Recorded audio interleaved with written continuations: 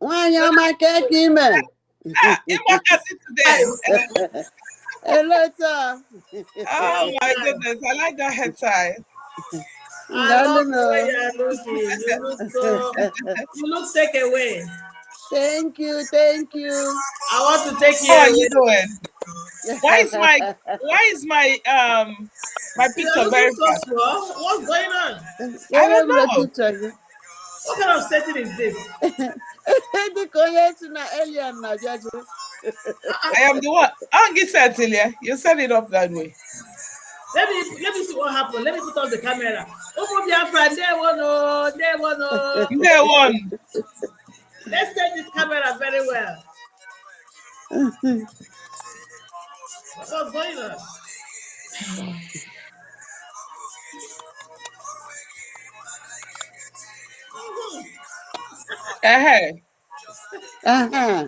You know. Umuada Highway, welcome. Umuada Highway. Umuada Highway. Hello, I used to raise you. Umuada Highway. Happy Halloween. Happy Halloween. Hello. Let me put up the music. Yes. I used to raise you. YouTube, I have no right to this music. Yes. Oh, Josie, man. Onye to vote on Abugu Hausa. Right Yes. away. Welcome, Sister Rosie. Hey, I'm in the chick. All of you, Sister Rosemary, feel like taking it away. I want to take you away.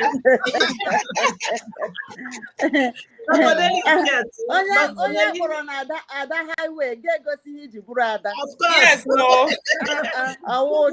Dr. Nelly is here with us. She's here with us. Agumai. Mama, Atakatelo. Mama. Hey, Umuada Highway. Umuada Highway. How are you? Didn't we talk?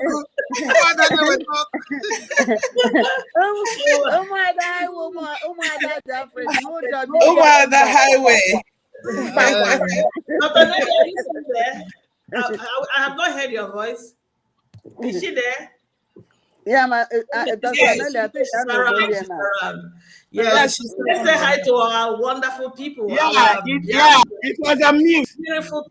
Yeah, I'm putting it on mute. Umuada Highway. I'm making it on mute. Umuada Highway. So yeah, can send the room photo my highway. And when photo highway more, can send the area right now. Oh Lord, Nelly Brookwell Batana 18. I'm telling you, 19 come now. Oh, you're welcome. You're welcome. Let's say hi to our viewers. They've been here waiting for us. Hello, everyone. Hello. Lovely people. My people. My people. You are so welcome. The people watching us on YouTube, you are welcome. You're welcome. Thank you guys for coming. We thank God for giving us life. Yes. We are going to start immediately because Rabbi Charles will join us soon. So we will start immediately. We've wasted a lot of time also. You are welcome. You are beautiful. Beautiful women. Thank you. We are the best. Thank you. Thank you. Yes, Today Halloween today. Today is Halloween celebration in America. So oh my goodness, I forgot. All right, you're welcome. People are waiting for us here. I am. Who's going to pray for us today so we can go ahead? Dr. Nelly, pray for us today because I think it's your turn. It's your turn. Yeah. Man, this picture is cool. Literally, Umuada Highway. You will see it very soon. Dr. Nelly, is she there? Let her look.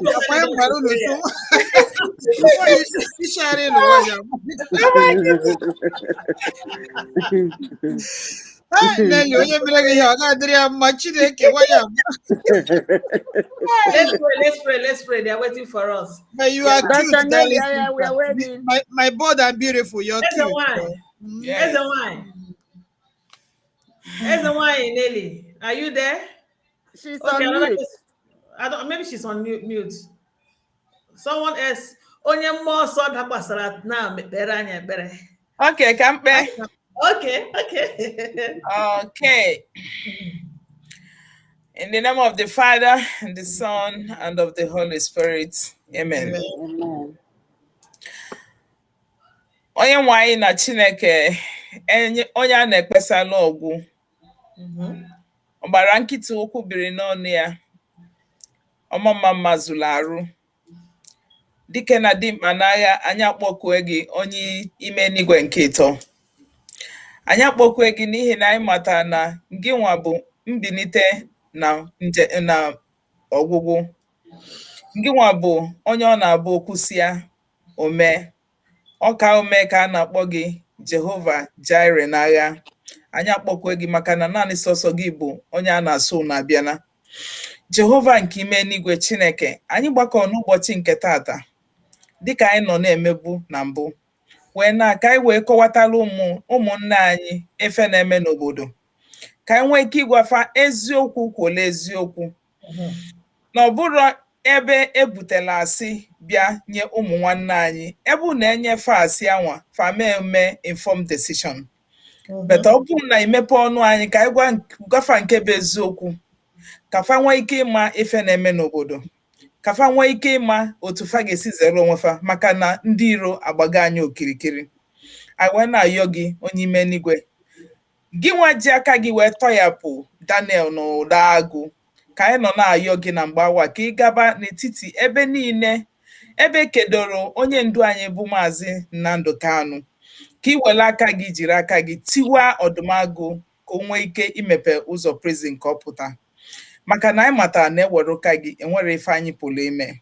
Anyị wee na-ayọ gị n'oke efife a, biko Chineke ka ị bịa nọnyela anyị, gbaa anyị ume, kwee ka eziokwu kwuru eziokwu pụta anyị n'ọnụ ka anyị nwee ike ịgwa ndị nke anyị ife na-emenụ. Anyị ayọ gị nke a n'aha Chukwu okike abịama nke ime n'igwe. Ise. Wada, you try so well. God bless you. God bless you. Thank you. Thank you so much. We clap for Thank you you so much. You are welcome. Yeah, we are back to business. We've been working. We've been on and doing for the past more than 1 month now. We've been trying to educate our people. We're trying to tell them the truth, not to keep them in the darkness, and also not to allow them to be deceived. You know, we didn't want to. The last thing we'll do is to deceive you. And this platform is divine. Set it up for Umuada so that we can come here and tell you the truth and nothing but the truth. Telling you the truth, just like the way your own mothers will tell you the truth, because we are mothers. We can never deceive our children, and we are not going to deceive you, Biafrans. That is why we are here. So it doesn't matter what people are saying. It doesn't matter who is saying who. It doesn't matter your title. We stand for the truth. You might even be the legal advisor or the legal team to IPO. It doesn't matter. But all I know that I am answerable to Biafrans. As well as everybody here is answerable to Biafrans.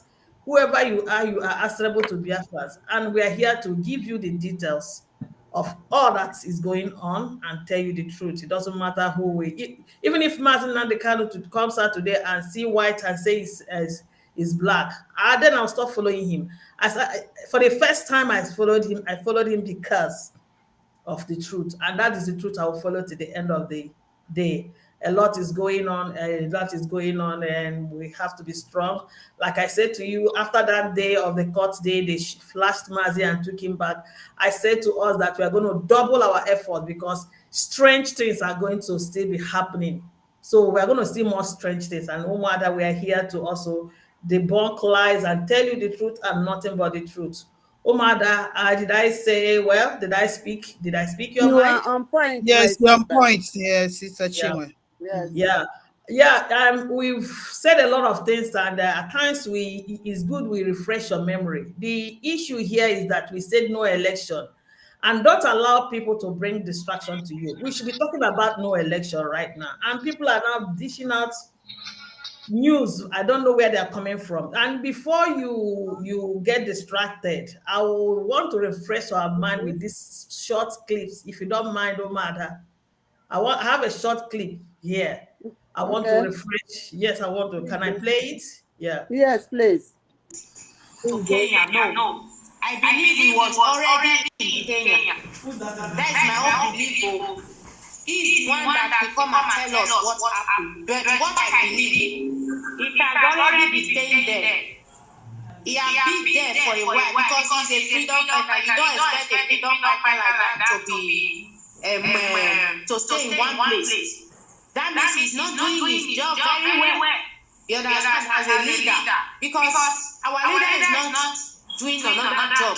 This job, he sacrificed to do this job. So you expect him to see him anywhere. You can see him in America today. Tomorrow you see him in Japan. That issue of Kenya or not Kenya, I'm not quarreling about that. I'm not going to. If you have been following me, I'm not asking questions. How did he get to Kenya? How did they arrest him? If you have been following me on my live video, you see that I'm not asking a question because my mind have told me that he was already dead. But living in Kenya, doing some petty stuff or doing something with some people in IPOB set him up. They are the ones that told the Nigerian government that he's dead. The people that have a very strong contact with him, they are the people that set him up. Okay, my own point now, what has happened has happened. I'm not asking questions who set him up, who sold him from the Umai and my own is, what is this solution? What is our women doing? What are we doing? How are we going to help him? Because now he's in cycle. He's in one place. So we as guys, we are the ones to fight for him. That is how you are fighting. Don't be fake milk. Don't be fake milk. Don't be because you know what is coming. But my own question now is that. Please, as our human leader is here all over the world, Mommy Bridget, can our women put a money aside and leadership aside and let us fight for what we are fighting for? Before the arrest Manzana, if you people follow his broadcast, I call him 2 times. Mercy, please declare this Biafran and declare, say no, you don't know anything. Even I call him privately. No, you are not disturb me. Listen to me, listen, you know how you talk.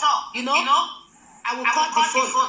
So, we are fighting for something. And this thing we are fighting for is referendum, which is Biafra. And this referendum is what maybe we want our leader to be released in prison. This is the only thing that will save our leader right now. So our women leader, Mommy Bridget, because our leader has talked a lot about you. What is the solution? What are we going to do to make sure we get referendum? Because Biafra land is a woman land. So we are the ones that will fight for him or for our people. So, because what I'm angry for now, before the DOS bring the law of Sitato, I was very mad that our people have to go protest. Then they called me and told me that they will not protest, so they are going to keep them, but they can be protesting in Europe. If not Corona, we have to travel to London or America, because if I travel now, I will go and stay 12 days for one place, so I will not have the chance to move. You understand? I have to stay here. I don't have time because I have not take the vaccine. So, our woman leader, the problem now, the solution is that this referendum, how are we going to get it? Because our DOS today, Sitato, tomorrow, suspended. I don't like that. I need action. I want our people to do something. For me, it's our youth that will save us, that will save our leader. That is my own opinion. You understand? Everywhere is coming from everywhere. We have to stand up together and fight this thing once and for all. That is my own opinion. Thank you. That's my opinion. Thank you. I will take you up and I'll bring in Dr. Nelly so that we can listen to him. I will listen to another. Yeah. You heard her. You heard what she said. Our leader. You heard what she said. Yeah, We had her. it's That's unfortunate Sophia. that our leader is now in DSS. As long as he has made it there, it has to follow a process for him to come out. Then ask for what we are going to do as we go along. It's not for public consumption. We will try all the best we can to help and bring him out. So that's what I will say in that regard. We are also working with the lawyers to make sure that happens. Thank you so much. Nelly is here, and I want her to say something. If you listen to Sophia was directly or indirectly saying that if we want to know what happened to Mazin and the that we should find out from the people that knew that he was in Kenya, the people that bought the ticket, the people that knew about his traveling. Do you have anything to say in connection to that, in regards to that, Madam Nelly? She asked 2 questions. I'm asking this one, and I also going to ask another question. Yes, I agree with Sophia. That's the question I was going to ask the woman leader, because I know she met with DOS, member of the DOS. So, and she also said that some of the information she got is private. But I wanted to know if she was able to ask questions about who knew our leader, was, who bought the ticket, because he travels, different parts of the world. So did the women ask DOS these critical questions? And if they did, what answers did they get from the DOS? Hello, Ireland is echoing too much. Is it echoing from your side? People say it's echoing too much. Yes, because it's a recorded voice. Because it's recorded. Yeah. So I don't know. They have to deal with that. You remember the program that day we were trying to explain some certain things. I would have loved you to listen for yourself, but since the echo is too much, I think we're going to leave it. And what we're going to do, I would like you to go to my YouTube, and you will see the interview the women had with Chike Doziem. Go to Chinua Cholon, go there, you will see it and listen for yourself. It will going to help you. How we should, some of you listen to it before coming to this program. It was going to help a lot in this program. So we don't need to be explaining, explaining ourselves. And this other message, this clip I wanted to give to you was supposed to be a perfect one for you also. But we're going to do something about it. I'll make sure you get this message. Somebody say he has watched it. I'll make sure I'll get it across to you. But go to the YouTube or our page. You will see the interview with Mazi Chike Doziem is going to help you a lot, because we are going to be looking at the message that Aloy Ejimako sent. So we're going to be looking at that message. So that is the reason that I brought out that clip. But it doesn't matter. We have to go. Umuada, remember that we were talking during the early days we started this program. We were, because of this kind of confusion and the conflict of interest and conflict of messages, that this one will say this other one will say this. We demanded for one lawyer to be going to see Mazi Nnamdi Kanu, so that when we want to hold responsible, we know who to hold responsible. Is it not true, Mwada, Rosemary? Do you remember the day we said that thing? You remember? Yeah, I think it's one of our early programs that after we had interview with Mazi Chike Doziem, and then we asked him in that interview if he has seen Oyendu since he was kidnapped, or if he has heard from him directly, which he didn't at that time. Yeah. And I don't think that he ever did until we all saw him on the 21st of October this month when he came out. So I think it was during one of those activities we had in our broadcast that we made that request that one attorney, at least his attorney, at that time the main attorney we know has always been Barrister Ifeanyi Ejiofor, and then we requested that Onyendu's attorney will be seeing him so that at least we can hear from him, if we have any doubts or clarifications. Yeah, thank you so much. Yeah, Lolo, Didamaka. One of the reasons that made us to say we were demanding for one attorney to be seeing him. The other time, Ejimofo came out with a different message, and Ejimako came out and said that Mazina the Kano cancelled sit at home, of which people did not believe, and people still sat at home until he came out and now debunked it. And this time around, see what is happening again. Two of them went. This one came with a different message. This one came with another message. I don't know whether they even went the same day. So, and people are getting confused. Remember? Yes, I do. Great Biafrans, I bring you peace and love as usual. And today, like we have gathered again in this Hello platform to tell you the truth. We say the way it is, no matter whom it hurts. Let it be on record that Maazi Aloy Ejimako, as one of the councils that has presented himself to be working for Onyendu, let it be on record today that Maazi Aloy Ejimako is not working for the release of Maazi Nnamdi Kalu. Maazi Ejimako is working with Kalu Ntakalo, and they are not working to release Onyendu. Let Biafrans know this. Their own agenda is different, because once beaten, twice shy. You have lied before and you continue lying. This is becoming very pathological.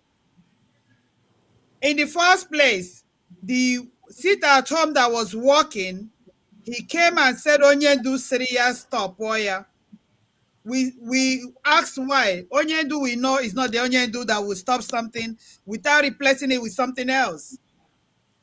And he later came back and said, oh, I did not say it. It was another council, a junior council in his office, which I'm sure he probably delegated the guy to say that. Now, this has come up again because I saw this thing trending on social media yesterday, where Onyendu has told him that Nen Nayanya, Caroline had Judas Akairot, and Kalon Takalo, Elias Kenurere Waneya, that they have been exonerated from his adoption. And we were wondering, when did Onyendu say this? And Onyendu, that when did he say this? When did he speak? When did he tell people this? Why would Onyendu come out and say, oh, I'm exonerating them, they don't have hand in my adoption? But he could not address the financial ESM money Nayanya is sitting on top, which he has told her to release, and she refused. So who is working for who? Aloy Ejimako is not working for Biafrans. Let Biafrans know this. Aloy Ejimako, Kalu Takalu, Caroline Judas Akairot, and Nanayanya are working with DSS.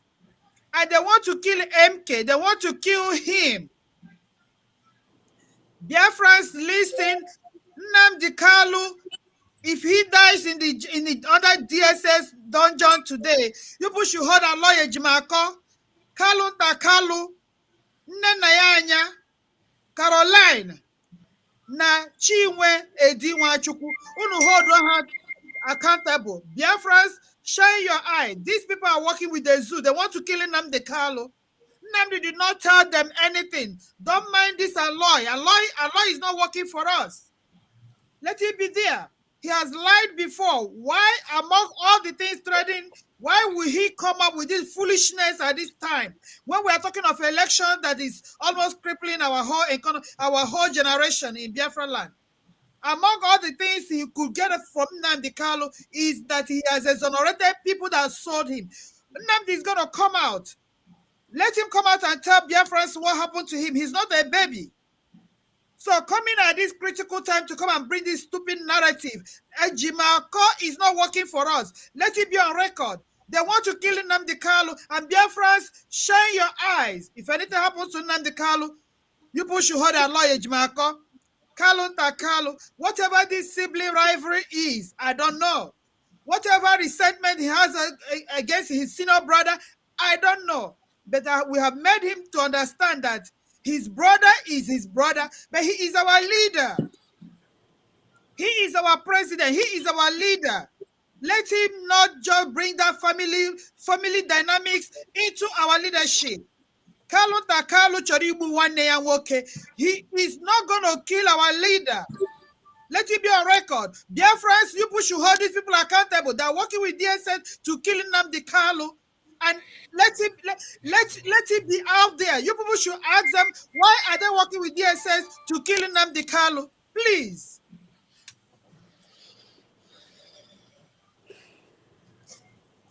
Are you done? Okay, yeah, done. Okay, thank you so much. Thank you so much. It's so annoying. Honorable, elections, we have election at hand. A lot of things are happening at this critical time, and this lawyer brought out this message.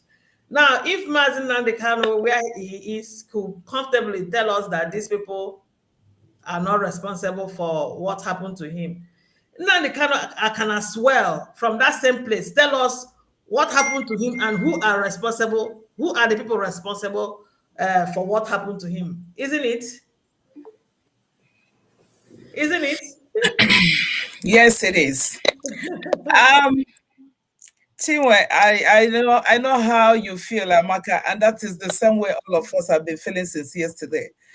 And but I have to tell Barrister Ejimako to be careful of what he's doing, to be careful of how he's been playing the politics of DOS, Mazi Nnamdi Kanu's family, and the Biafran people. Let me tell you, the Biafran people and DOS, he has Mazi Ejimako has misled us before. He came up with this tweet that election Mazi Nnamdi Kanu, authorized the cancellation of sit at home. And after all said and done, we found out that he lied to us.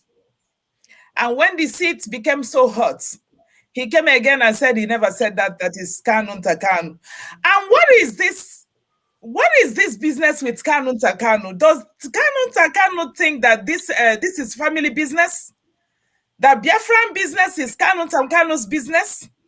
If he has any scores to settle with his brother, we don't even care. We don't want to know any family problem when it comes to Biafran struggle. So why would they be doing this? That is the question that I've been asking. He has done it before. He successfully said it before. And of course, Biafran people took it upon themselves that they got it. And they know what is good. They know the truth. And they started doing their sit at home comfortably. And they have been successful in doing that. Now, there is no election. That is what our Onyendu said. And we've been trying to, gather momentum, tell the different people that this is what Onyendu, and we must follow it to the feet. Now, he came up with this. And not only that, we had when the brother-in-law of our Onyendu started accusing Nelly that he made up this Bruce Fan lawsuit and all those stuff. But at the end of the day, the guy was from the message that I had from him said, destroy your enemy before they destroy you. That was the message. After 2 days, our lawyer Ejimako went to see Onyendu, and then they came up with another bomb. Now it is about exonerating Nneanya. Only 3 culprits, 3 suspects, or about 4 of them, who are in the middle of this arena. Those are the only thing that Onyendu should be thinking about now. But Onyendu is not thinking about the ESN you know, that he instructed the Nene to pay their money into Umeri accounts that has not done it up to today. Aloye Jimako, did they send you? Aloye Jimako, I ask you again, what is going on with you? Aloye Jimako, why don't you leave the Biafran people alone? And what I'm telling you, my people, Aloye Jimako is trying to play smart here by making you to understand, because tomorrow he's gonna come up with Onyedu said there'll be no election. Get it very, very clear. Onyedu said there will be election. That is the gimmicks that are coming up with now. Onye 12 votes or now there will be no election in Anambra State. Please, I know that you guys are very smart. I know that you guys know what's up. I know that you guys get it. So whatever Aloye Jimako is coming up with, we cannot believe him anymore, because he had lied before and he has lied again, and we can never believe him. So whatever he's playing, whatever the gimmicks he's coming up with now can never work with Biafran people. So we know what he's doing. Thank you so much. Thank you. Umuada, you're doing very well. See the way you are doing, we are being smart and you're not going too far, using like 2 to 3 minutes. I'm trying to get out now. Rosemary, before I come to Nelly, I want you to say something. The lawyer in Jimako said, Onyedu said these people did not do it. He was supposed to tell us with the same mouth that Onyedu said these people are the people that did it, because it's over 3 months, going to 4 months now. We are still wondering what happened to Onyedu. He didn't just appear in the zoo like that. Something really happened to him. Now, if Onyedu could say that these people didn't do it, Onyedu should tell us who did it. Okay, Sister Chinwe. My dear people, like I always say, we are all adults. At least anybody listening to us this morning, afternoon, evening, night, wherever you are an adult. You are not a robot. You're a human being. You have your brain, you have your heart, you have your own intelligence. So it's not from me, it's not from anybody. We only have to tell you what's going on, and other people also have to tell you what's going on. Then in between, you can make your own decision and see where there is light or darkness in whatever the information that is being given to you. There is one particular thing I want to point out here. If you did not listen to the video, did he call himself Master Prophet or the Rabbi Joshua Yewins? I don't even know what he answers. I don't know. That's his name. Yeah. Rabbi Joshua. No, he doesn't. I don't think he goes by Rabbi. He said maybe Master. Yeah.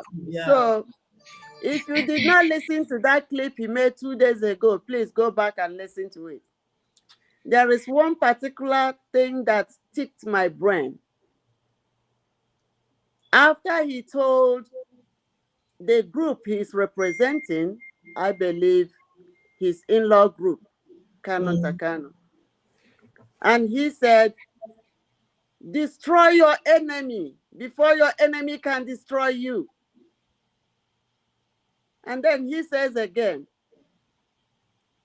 upon everything that happened at the court on October 21st, what did you see or what did you saw standing out? He told them that is the white lawyer. And he was smiling and taking picture and taking picture. And then he told them to use their brain and destroy their enemy and should not allow them do anything positive. And then he said, do not tell me to leave it when Mazi Nnamdi Kanu comes out. He will handle it. He asked the question, do you know when he's coming out? Are you sure when he's coming out? Then he answered himself by saying, if you think maybe you have said he's coming out today and he did not come out today, so your thinking and your assumption and what you planned for did not work. So why are you waiting on that? Do anything to destroy your enemy. Yes. Anybody that is not on your side is your enemy.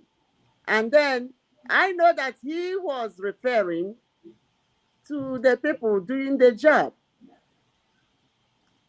to IPOB family under the leadership of Mazi Nnamdi Kanu, because he has made his choice of whom to follow. Inside that clip, he said that when Mazi was kidnapped, that he, Rabbi Joshua Yewins, was the only person defending Kanu Takano and Kanu's family until later. So what do you think? He has instructed them to destroy the group under Mazi Nnamdi Kanu because he was not sure if he's coming out or not. He wants them to have a grip on whatever that is they are gripping on so that they shouldn't let go. And what do you expect their lawyer, Aloy Ejimako, to do? He's a very smart lawyer. He came out after the visit and he said, Mazi Nnamdi Kanu said, these people are not responsible. Remove them from that immediately. Really? Really? Mazi Aloy Ejimako, we know your type. We do know your type. Eropuano Nadi. So we are still talking about that. And this is, even we are wondering whether the two lawyers went together on the same day, because one came out and said, we did not do the visit. That's what Barrister Ejiofor tweeted. He said the DSS people were doing their unjust thing again. They prevented the British. No, please, somebody, I'm talking. Mute yourself. Mute yourself. Mute yourself. Yeah. He said. Oh yeah, she can hear me. Oh, let her mute. That is, tell her to mute herself. Okay, Dr. Ejiofor, Barrister Ejiofor tweeted or put out his own communique. He said that the visit did not hold because Okwadike and the British Chancellor Tuonyendu were not allowed in, and the visit was not held. And it's the same day that they went to visit. I don't know if Aloy could tell us that he has already gone to see Onyendu and get the information, or he went after Barrister Ejiofor and get his own. So we don't know. He has already, Barrister Aloy Ejimako has already told us lie before. And I don't know about you. If you lied to me before for something that is so huge, and you lie against Onyendu, any other thing that you're telling me is not credible to me. Yeah. So we take it like you people be the judge from what Rabbi Joshua Yewin said to the smartness of their attorney representing them and the type of confusion they want to set in to the group that stands strongly behind Mazi Nnamdi Kanu. He is our leader. Myself, he is my leader. He is the person I'm following. Remember, if it is not paracetamol, It is Let not. nobody tell you that it looks like paracetamol and may be working like paracetamol. You tell them you need paracetamol, not something that look like paracetamol if you need it. Thank you. Thank you very much. Thank you. Thank you, Lola. You made mention of something that they were not able to see the Bruce Fenn, the international lawyer that's supposed to represent Mazin Nandekano, was not able to see Mazin Nandekano. And I'm bringing this question to Dr. Nelly. You know, the other day, Rabbi was here. Rabbi was here. Excuse me. I'm not sure if they were talking about.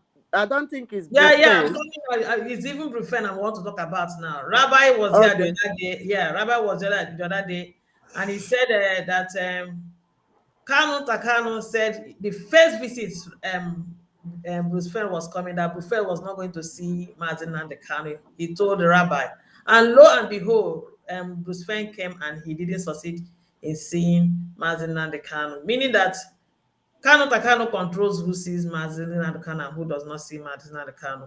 Dr. Nelly, if you can hear me, I would like you to come in at this point. Can she hear me?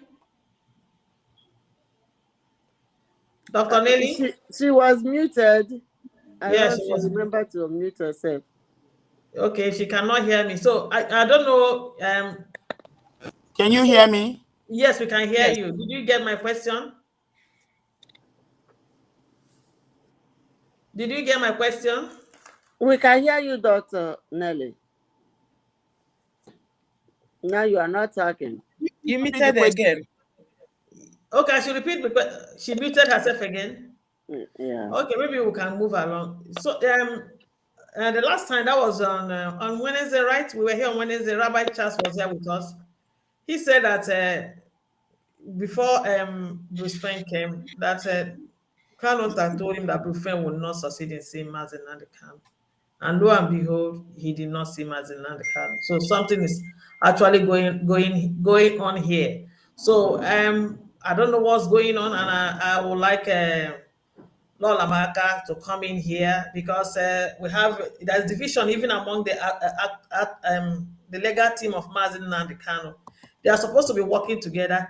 The Ejimako, Ejimofo, and even the Bruce Fenn that came, they are supposed to be working together. But these guys said to Rabbi, even though this guy Bruce Fenn is going to Nigeria, he's not going to see Mazin and the Kano, and he didn't. So this one I came maybe Ejimako is representing the family differently. We don't understand what's going on here, and we really want Biafrans to know what is actually going on here because this game is becoming too much. Like somebody rightly said, they are taking advantage of the love we have for Mazin Nandekano, and they are taking everybody for granted. And they think that love we have is stupidity. You understand? So, Alola, I would like you to come in here because we are talking about a nation here. Yes, Chinwe, you see, let Biafrans know, let's get these facts clear. Biafrans should know that the man that ties the bandage on his head, the prophet, is marrying Nnamdi Kalu's sister. Let there be on point as well. Let the Biafrans know that Kalunta Kalu is the second son. And we know the role of the second son in Igbo land, in Biafra land, when the first son is out. So leadership and decision making automatically falls in his hand. Probably that's where he's acting. And from the things that have happened in the past, if you guys could remember, there was a clip I was listening. I think a rabbi posted it this today or something like that. I have not finished listening to that, where China Sanworu, at that point in time, our leader was adopted. China Sanworu was calling out Kalun Takalu to come and tell Biafrans what he knew about, about the kidnapping of his brother. So we now know at that point that some fingers were pointing at him. there was an accusation as well that while our Onyendo was being adopted, that Kalun Takalu was calling the zoo to inquire about a private jet, whether it has arrived. That was supposed to be a private jet carrying his brother. Let's go back to memory lane as well. When we talked to Mr. Edoziem, we asked him rather, when did the Madam Secretary know about Onyendu's adoption? He said that the Madam Secretary said she knew on the 21st. So we asked her, what did she do? Why did she contact the leadership of DOS? Then Madam Secretary said she contacted Kalun Takalu, and Kalun Takalu told her not to tell anybody. So let our Biafran people know right here that Kalun Takalu is not our leader. And he can never be our leader. Even if Nnamdi dies tomorrow, God forbid, Kalun Takalu is not going to be the leader of Biafrans. He hired Aloy Ejimako to portray his own narrative. I said it is not working for us. So now it is established that he knew when his brother was adopted, he was monitoring the aircraft, the private jet that picked him up, and he refused to tell anybody, including the leadership of DOS rather. And when secretary was asked, his secretary said he told her not to say. And there were certain things going on at that in early time too, with showing ID IPS number where Kalun Takalu, Madam Secretary, Nenayanya, all of them were holding meeting with the zoo and some of the governors. There were some of those allegations that have not been cleared. So apparently, Kalun Takalu in his head thinks that if Nnamdi Kalu is not there tomorrow, he's going to automatically take that position. And I want Biafrans to tell him that he's delusional. He is just delusional.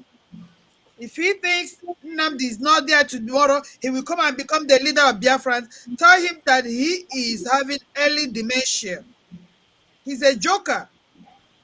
So he tried to be the heir of Afaruku. Biafra is not Afaruku. If there is anything going on with them at the heir of their father's throne, let him go and sort it out there. Let him not bring this foolishness to Biafrans. Let him not bring it, because he wants to kill our leader because of sibling rivalry.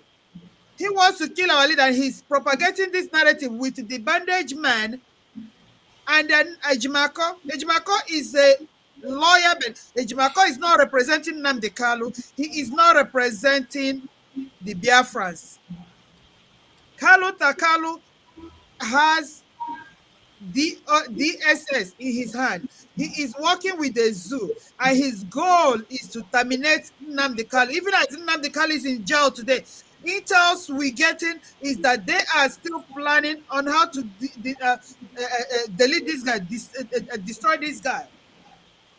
You people, I don't know whether you guys have seen it, that Oba, the so-called Oba that wants to come out and be the governor of Anambra State, is now saying that he wasn't the owner of the jet, the airplane he was asking for. The airplane belongs to his friend. And Biafrans want to know, who is this friend?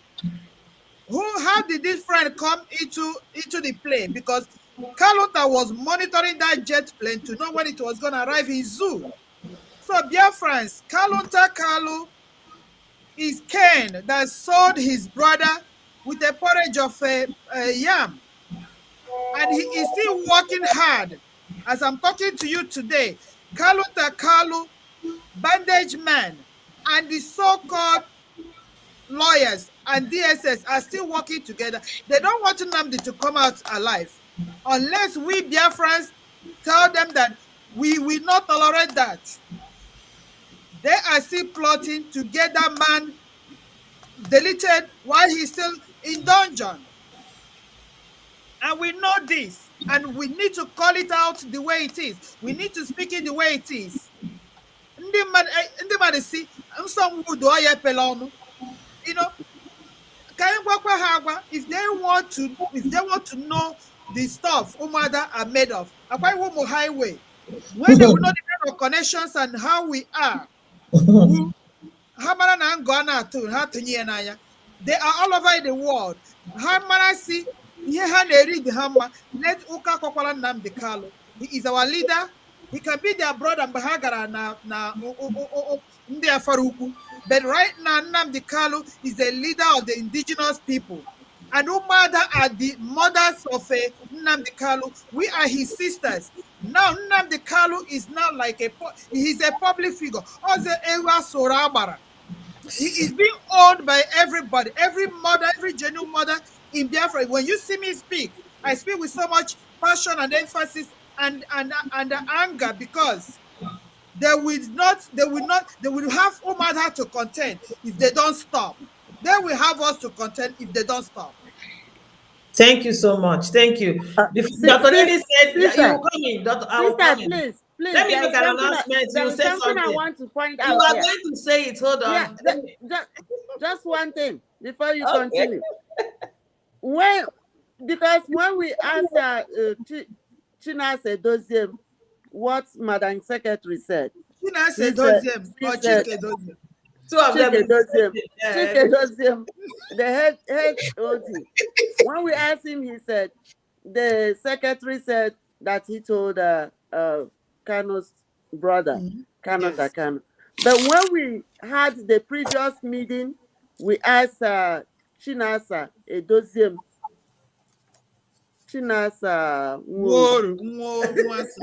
Chinasa Woru.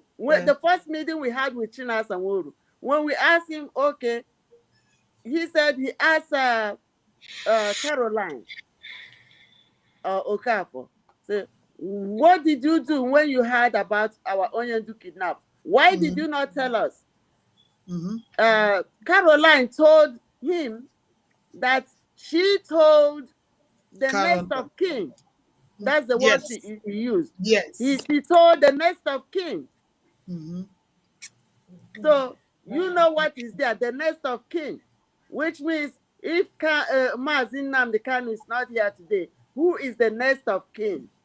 That's Kanu Takano. That is in their family, but not in Biafra anywhere. Even though Mazin Nnamdi Kanu is married and he has children with his wife, still in the traditional thing, the next of kin is Kanu Takano. So that's what I wanted to point out there. That was next of kin. Thank you so much. Somebody should mute there. Dr. Nelly's mic is not working, but I'm going to call Dr. Nelly as I'm calling her. Remember, I watched a program, Darlington did. Darlington did said in his program, you guys should go and watch it. That in that program, that Kanu Takano called him and said to him that by the virtue of hierarchy in IPOB, if Mazin Nnamdi Kanu is not there, that he's the next leader. And Darlington said to him, it's a lie, you are not the next leader. And the second call he received was the other brother said, why will you tell my brother that he's not the leader of IPOB? So a lot is going on. I'll look for that video and I'll send to all of you, Umuada, so you can hear. They can go to Afaruku and do that, okay? They can do that in Afaruku. Who are there to come and dictate for the Biafra belong to the Carlos family alone? What nonsense is that? Hello, let's Dr. Nelly speak to us from here because her mic is not working. Yeah, Dr. Nelly, you are coming out loud and clear. You are welcome. Thank you. No, you have to. I don't know. Change your location so we can hear you well. Yeah. Oh, okay. So can you hear me now? Yeah. Yeah. Go ahead. Okay. So day one. I want to begin by telling Biafran, Aloy Ejima Ako is an agent of the zoo. I've said it so many times. I will say it forever and ever. I will say, thy kingdom come. Because it's the fact, it's the truth. The truth cannot change. Is Cain who sold his own brother for a pot of porridge. I will say it's thy kingdom come. Caroline Okorafor, aka Judas is Caroline, Judas is Caroline, Nendayanya, and all their cohorts. No one happened to Mazin Nandikano. I will say it's thy kingdom come. Now, here is the fact. The election in Anambra State is about to happen. They need to have a strategy to this is a media propaganda, media distraction. So they need to have something in the media to distract us so that we'll go all crazy talking about whatever crap they're bringing in, and we're going to forget about talking about no election in Biafra land. That is the strategy.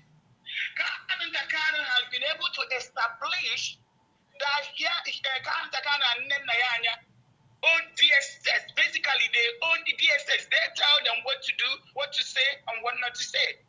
Nenayanya, Takano, Caroline, Judas is Caroline, knows what is going on. They have it in their hands.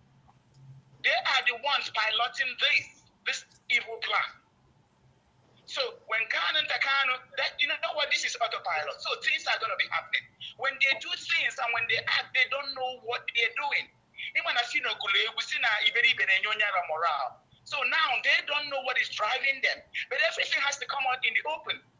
That's why they talk bullshit. They come up with stupid lies that does ridiculous. Even a 2-year-old can see through it.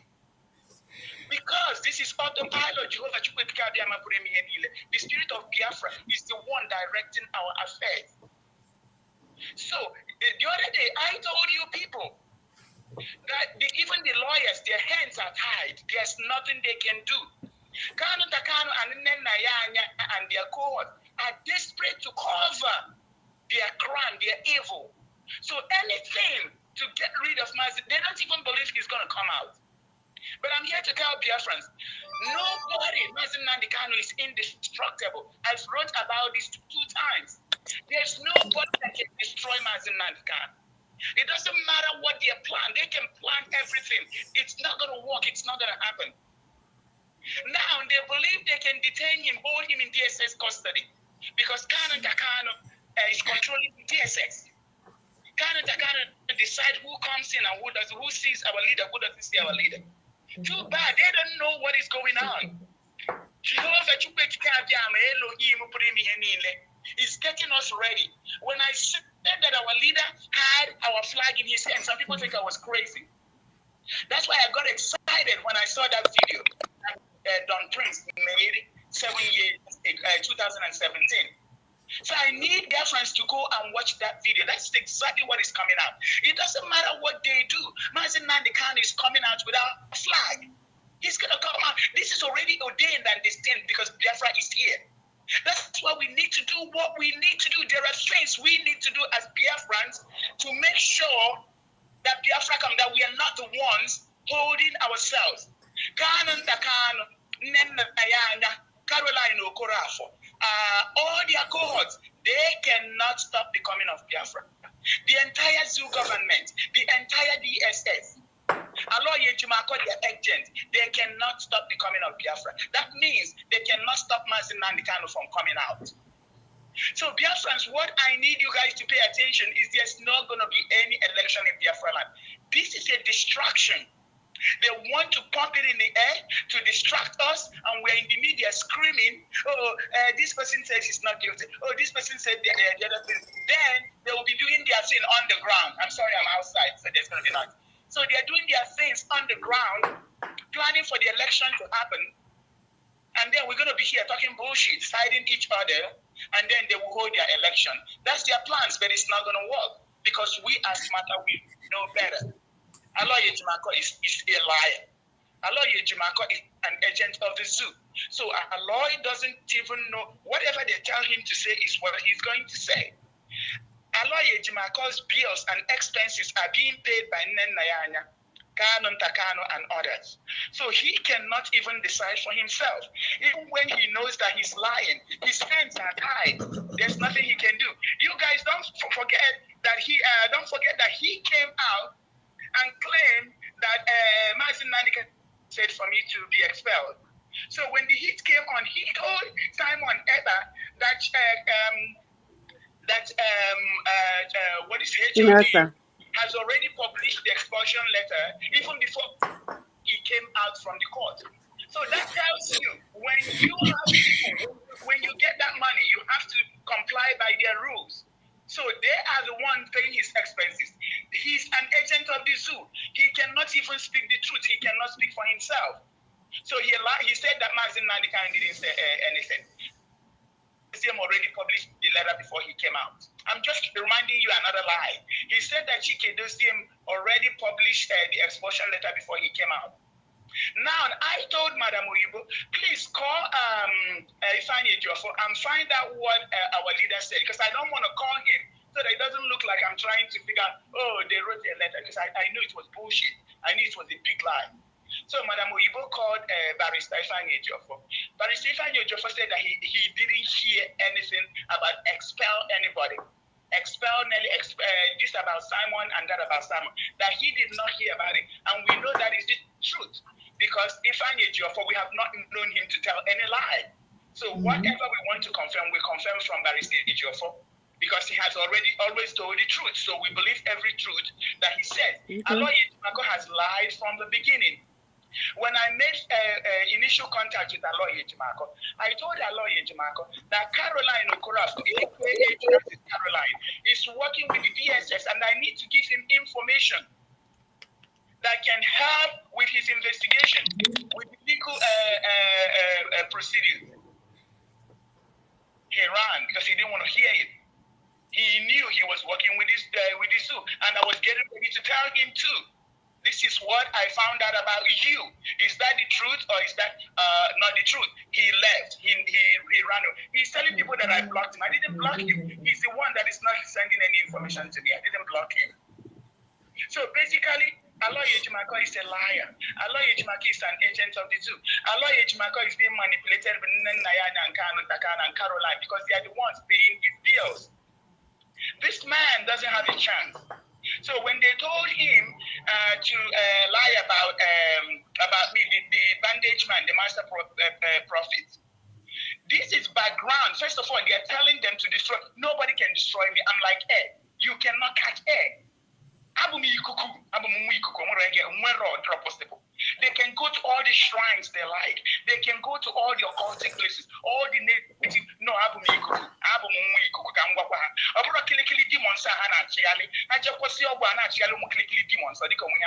that's not for me. So Master Prophet talking about destroy who and this. I don't know who he's referring to, because you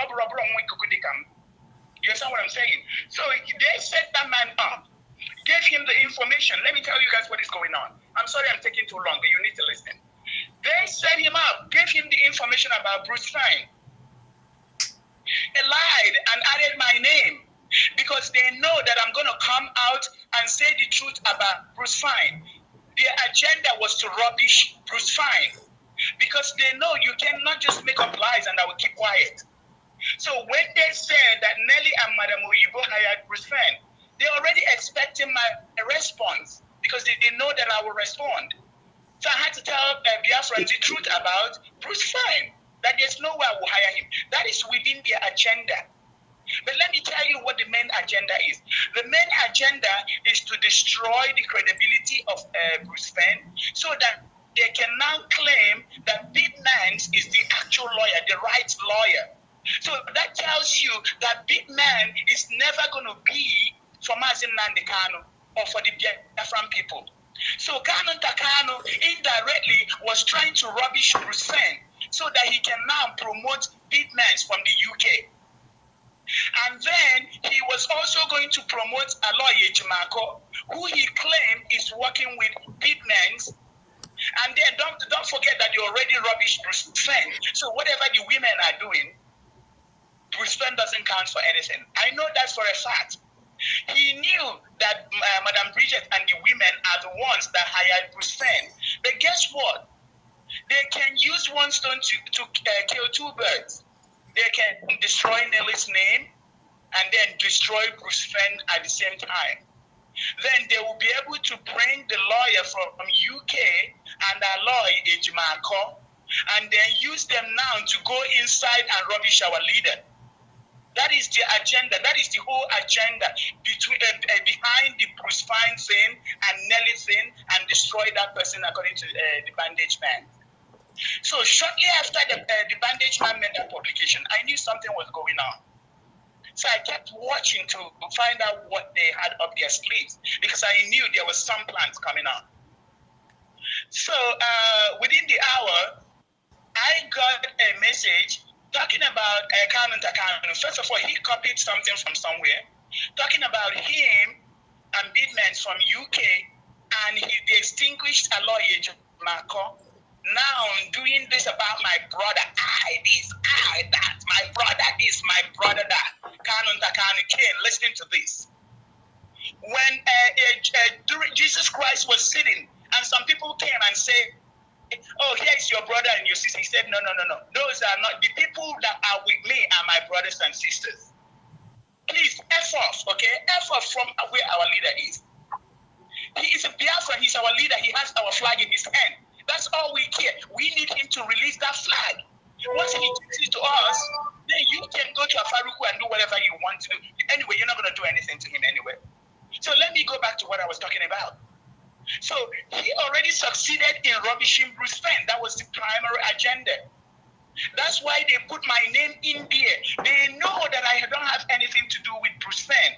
I already, when they started this Bruce Fenn issue, I called Madam Bridget and others. I said, this is a conflict of interest. This man already represented the Ekwenche. Ekwenche is like the Ohanese. This man represented Atiku. This man is running around with Tony Nadi. There is no way he can represent the Biafran people. And he's not supposed to take this job because it's illegal. It's against the law. It's a conflict of interest. It doesn't look right for even him to accept the job. Then he took the job. That's when I knew that something else was going on. And I started doing my research too, but I'm not going to go into that. So let me stick to what we're talking about. So when they succeeded in rubbishing Bruce Fine, because I'm going to talk about Bruce Fine, and I didn't disappoint them, so I came out and gave a few facts about Bruce Fine. I also gave a fact about Aloy Ejimako, but they don't want to talk about that. How he was running around telling rich Biafrans that Mazin Nandikano was a warmonger. You know what? I have a book on Aloy Ejimako, and when the time comes, I'm going to go chapter by chapter. But that's not what we're doing right now. So basically, after they rubbish, they wanted to rubbish me. They know they cannot rubbish me, but they use me to, expose Bruce Fenn so that they can rubbish Bruce Fenn, and then they can promote big mans from UK. So as soon as that happened, I kept watching, trying to figure out what the next step is going to be, because I knew there was something up their sleeve. That's when somebody sent me a publication by Kanu Takanu. As soon as I saw it, I'm like, bingo, this is what I was looking for, because I knew this is what they were doing. That's when I reported to the Bandage Man. I didn't want to respond to Bandage Man until I figure out what they're actually doing, what they're planning. So as soon as I saw that, I responded to the Bandage Man. And now it looks like everything they planned shattered, is not working. What are they going to come up? They are panicking. These evil people are panicking. So what are they going to do? What is going to be the biggest thing in the media? Oh, we went to see Mazin Nandikano, and he exonerated Kanu Takanu and Caroline Okorafo. And guess what? Dr. Nelly, you should be rounding up. Please try to round up a bit. Sorry, I'm cutting you. Please. Okay. Yeah. Okay. Some people jumped on it. People jumped on it. And then that's a distraction because we know the truth. And the truth stands the test of time. The women already talked about Kanu Takanu's behavior. Nen Nayanya and Judas Caroline, who was busy. What Aloy Ejimako didn't tell Biafran. Who is it that was busy deceiving Biafran for more than 1 week, pretending that our leader was alive and healthy and doing everything he needed to do, tweeting. They didn't tell us who tried to shun the guy that tried to alert us and tell us that our leader was in trouble. Caroline, Judah, that is Caroline, came and shunned the person and said, remove that post because our leader will not be broadcasting. They didn't tell us why Canon Takano told people praying that he normally does that. These are the things that our lawyer Jumako needed to tell us because our leader, since our leader who doesn't have the phone, who doesn't watch the TV, doesn't know what is going on, that is what he's going. He needed to also tell us who was doing all those things. So I just want to tell you that this is a distraction because they don't believe that Mazin Nandikan is coming out. But too bad he's coming out and he's coming out with our flags. Thank you. Thank you so much, Dr. Noli. Thank you. Please hang around. I will call you back again. Thank you so much. Thank you. Thank you very, very much. Umuada, we have a rabbi in our midst right now, and people are asking us what's the way forward. The way forward is that there will not be election in Anambra State. So I want us to welcome Rabbi Charles. He's here with us. Rabbi, good evening and welcome to the program. Good evening. Thank you very much for having me. Good evening from here. I greet You're you. welcome, Rabbi. Good evening, Rabbi. Yeah, you're coming out right now. Are you hearing him? Yes. Yeah, I'm hearing you guys. Yeah, Biafrans, are you hearing Rabbi? Rabbi is in the house. He's here. Welcome, Rabbi. Yeah, well, good evening. Good evening. Hey, Rabbi, how are you doing? So far, so good. No shaking. We are fine. We Yeah. are starting strong. Thank you. Yeah, thank you. Rabbi, you're welcome once again. Thank you so much. I told you that you're going to come back here as if I knew that something was going to bring you up here again so fast. Yes. Yes, so yeah. You're welcome. You're welcome, Rabbi. We've been discussing a lot. We've spoken at length before you came. We've touched a lot of things, the news trending, and we were focusing on the message that Ejimako, I think I'm right. Ejimako brought, and we were trying to analyze why Umazina Dekano said that these people are not responsible. So if he could say that, he could as well also tell us who did it, or why is he not talking about the no election and other important issues, So we were thinking that this is a kind of distraction, and now we are here. We are also going to give you the platform to speak to Biafrans. Thank you very much. Before I commence, I would like to say good evening from here to all Biafrans, friends of Biafra, lovers of freedom. I salute you. Our leader remains Mazin Namdekano, Onyendu, His Excellency. I salute you wherever you are right now. I greet you. I just want to, I'm Rabbi Charles to start with. Yeah. I'm speaking from my location. I run Ministry of Communication. We talk. Yeah. So let me address Biafrans and say this. I don't think I can explain it the way Dr. Nelly explained this thing tonight. I'm telling us. If this is where, when you talk of DSS in Nigeria, you are talking of intelligence service. You are not dealing with normal people. It's an intelligence service. Most of them comes to United Kingdom to educate themselves, to get education on intelligence, how to run intelligence. Some of them goes to United States, some of them goes to Canada. Some of them have been to Australia. They are well trained as specialists. And we Biafrans, God gave us intelligence, natural intelligence. And initially when I started hearing from Dr. Nelly, I was looking at her from the feminine point of view that, it's a woman and they're going to make her get depressed. But when I started listening to this woman, I found out that she's a very big leather. She has a leather skin. Mama. As she said, she has a leather skin. And some people, I heard some Biafran men telling me, why are you defending women? I'm talking about men, Igbo men. Why are you defending these women? Leave them, let them get executed. Chinikenna. I said, excuse me, I'm not defending the women the way you think. I'm defending the truth that they are saying. If the truth is not affecting you, if somebody, there is, I don't know, back in the days, people think that this rabbi never been to other side of life before. There is a time we used to go to nightclub in the days, back in the days. God picked this person that you are listening to, God picked me up from the backside of the desert. You will be in a place relaxing with your mate, you are drinking or whatever, and a certain music will play. You will see everybody, they will jump and start heading to the dancing floor. Why? Because that music is touching them, is speaking to them. That likewise the truth. If I might be busy doing something, one thing or another, the moment truth is being spoken, you see me jumping up because that is what, tickles my mind. That is what stirs me up. It is not about, are you defending women? Let us crucify them. They are women, they should remain in the kitchen. And I couldn't believe that some Biafrans that are still living in Western world are having this notion that women's education ends up in the kitchen, that women cannot lead, that women cannot take leadership, that women cannot speak in the open place. I don't believe in that. You can, but you have to do it respectfully, like the way you guys are doing it. Dr. Nelly never insulted anybody. She may have insulted your intelligence, telling you that your intelligence is not good enough.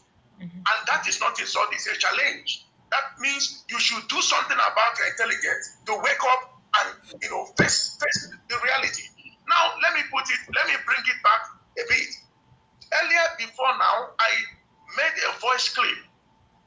From the voice clip that I've received, and some of them I've been keeping them in the archives. They are there.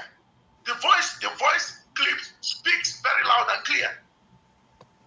If Barrister Aloy Ejimako could come up to say, in all the messages and in all that has been happening in IPOB family, and the only thing our leader could just come up to tell people is that these and these are not responsible for what happened to me.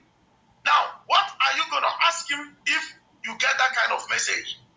The first thing you will ask, then tell us who are responsible for what happened to you. Or is that the most serious thing? The most serious thing that is happening to us or affecting us that you can even treat from wherever you are? Is that what you're going to tell us? And I keep telling people, I am putting everybody on a radar. Should our leader come out and sounds very different from the person that we used to know? Chinas Amoru said it. I am paraphrasing on what he said when he was being, when the right spirit was in him. He said that heads will roll. He said that heads will roll.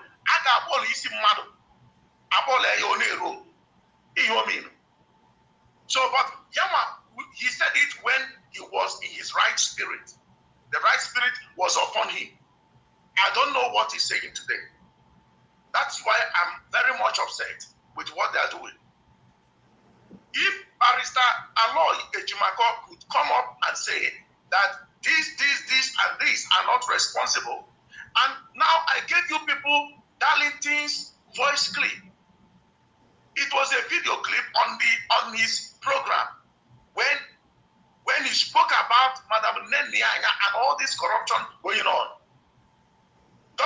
Keeping the money of Biafrans that Biafran donated. Okay? And this guy spoke out. They sent dismissal letter to him. And they even communicated it to our leader. Our leader said, no, restore him back. The only thing that he did is that he used their television platform to speak. It is not that what he said wasn't correct. What he said was correct. Nenianya refused to carry the instructions our leader gave her. She refused to carry it out. And some other women that are having our, banking details, that our leader spoke to them and said, transfer this money to Umueri Aureli account in USA. That is where every fund should go. And they said, some of them, I heard somebody said over her dead body or living body. I don't know if the person is still alive or dead. I don't know. Now, and Madam Nenianya kept mute. She kept mute. She doesn't want to talk. But you know, I always say, when you abstain from voting, invariably you said yes to that thing. You agreed to that thing. So she never carried out that order. And DOS, and she's a member of DOS to start with. But this DOS wouldn't ask her, why are you not carrying the order of our leader? This is our leader. So why are you hesitant? Now, if she's hesitant and said, I'm not going to carry that order out, that means they have a plan that our leader is not going to come out alive. That is what it is, or that is what is playing out. So if you're dealing with intelligent guys, they think, because we kept quiet, this woman will come on the radio, and besides all whatnot, she's getting paid by Biafran's contribution. Now, when she comes on radio to talk, she's talking to people, talking down on people, talking to you like she's the boss and she's the master, you are the slave.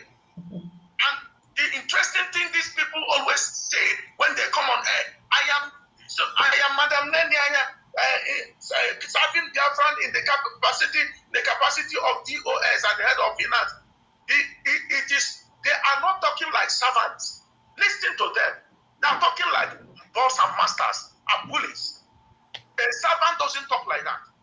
They forgot that Biafrans are the one contributing the money, sending it from whatever we do in our slave work in overseas. We contribute the money. Those people contributing the money, they don't deserve to be respected. They don't deserve to be spoken in a nice way with dignity, not at all.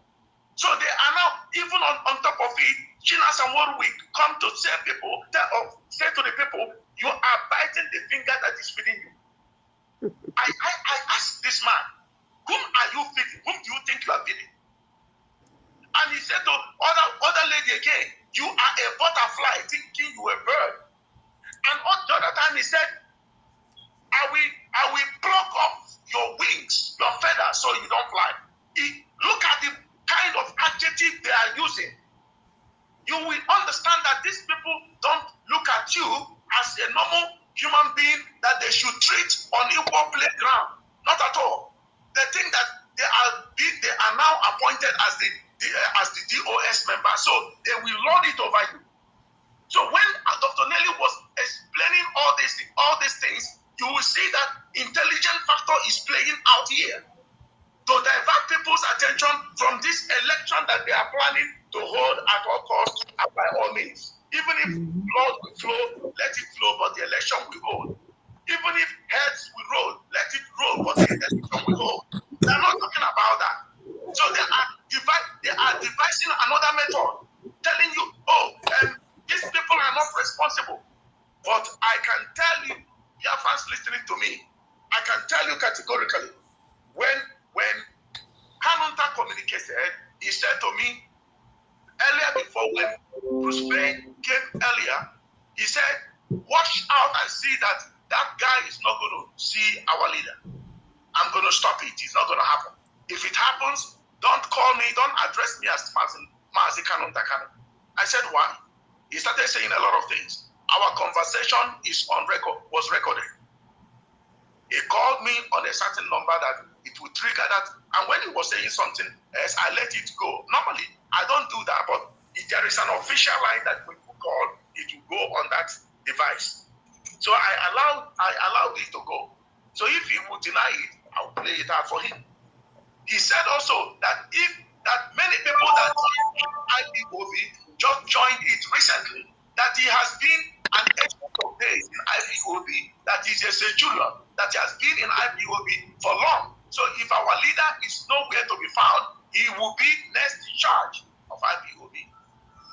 That is what the guy told me. I will never lie against the dead or even the living. And all of a sudden, our leader is now under the detention of DSS in Nigeria. But there are communications that went through when our leader was apprehended from Kanunta's device. And he thought that everything is okay.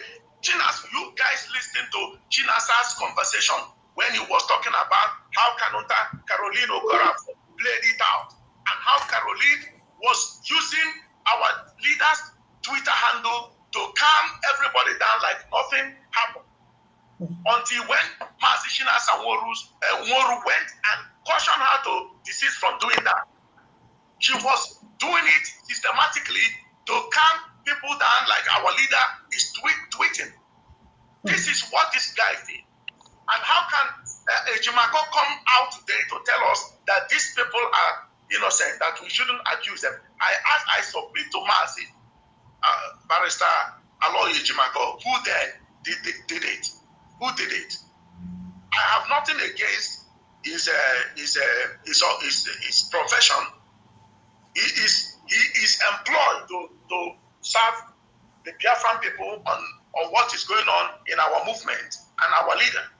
Likewise, Honorable Ifeanyi Ejiofor, who always speaks the truth, very gentleman. I wouldn't say things that might affect anybody job with what is going on. I rather stay quiet and never to say some certain things.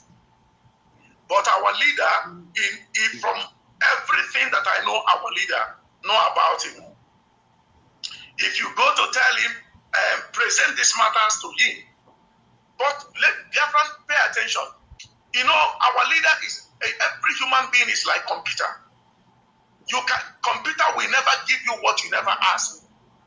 If you go to Google right now, he will say, which country is called zoo? Google cannot tell you the name of the animal you are asking is elephant. No, he will answer you your question. He will say the country that is called zoo is Nigeria. So human being, if you ask me question, I will answer you.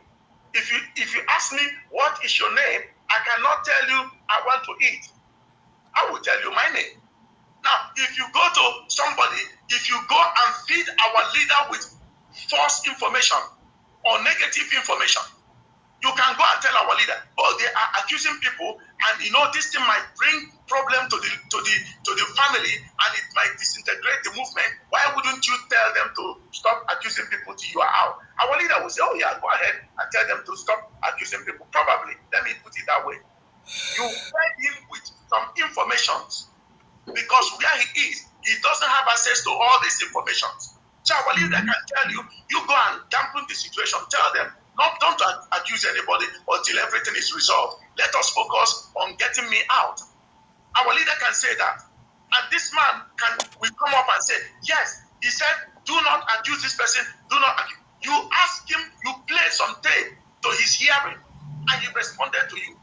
Remember, the same our leader told these people, if a certain woman says that she wants to give this bank account, a certain name, even if she said, let the account be called Bingo Biafra, let it be Bingo Biafra. If it is a dog's name, let it be. The same person told you that, gave you that instruction. Because there are some information that was communicated to him, and he gave response back. And still they refused to carry that instructions out, believing that it's not going to come out. Neniaya believed that our leader is not going to come out. How many of them that participated in this believe that our leader is not going to come out? So what they are doing is to play some delay tactics, blame some people, remove some certain threats. Even the Department of Ministry, they are now attacking the Department of Ministry because that department scares them so much. When they look at the people in that department, they know that that place is not a good area. So any weaker vessel or weaker link, they can use the weaker link to be talking something that is not correct. I don't want to use some certain heavy words, not to offend anybody. But if you know that our leader gave you that position, you should keep it up until our leader comes out. You cannot say, I will never be emissary until our leader comes out and you are holding another post. Whom are you talking to? Whom do you think you are talking to?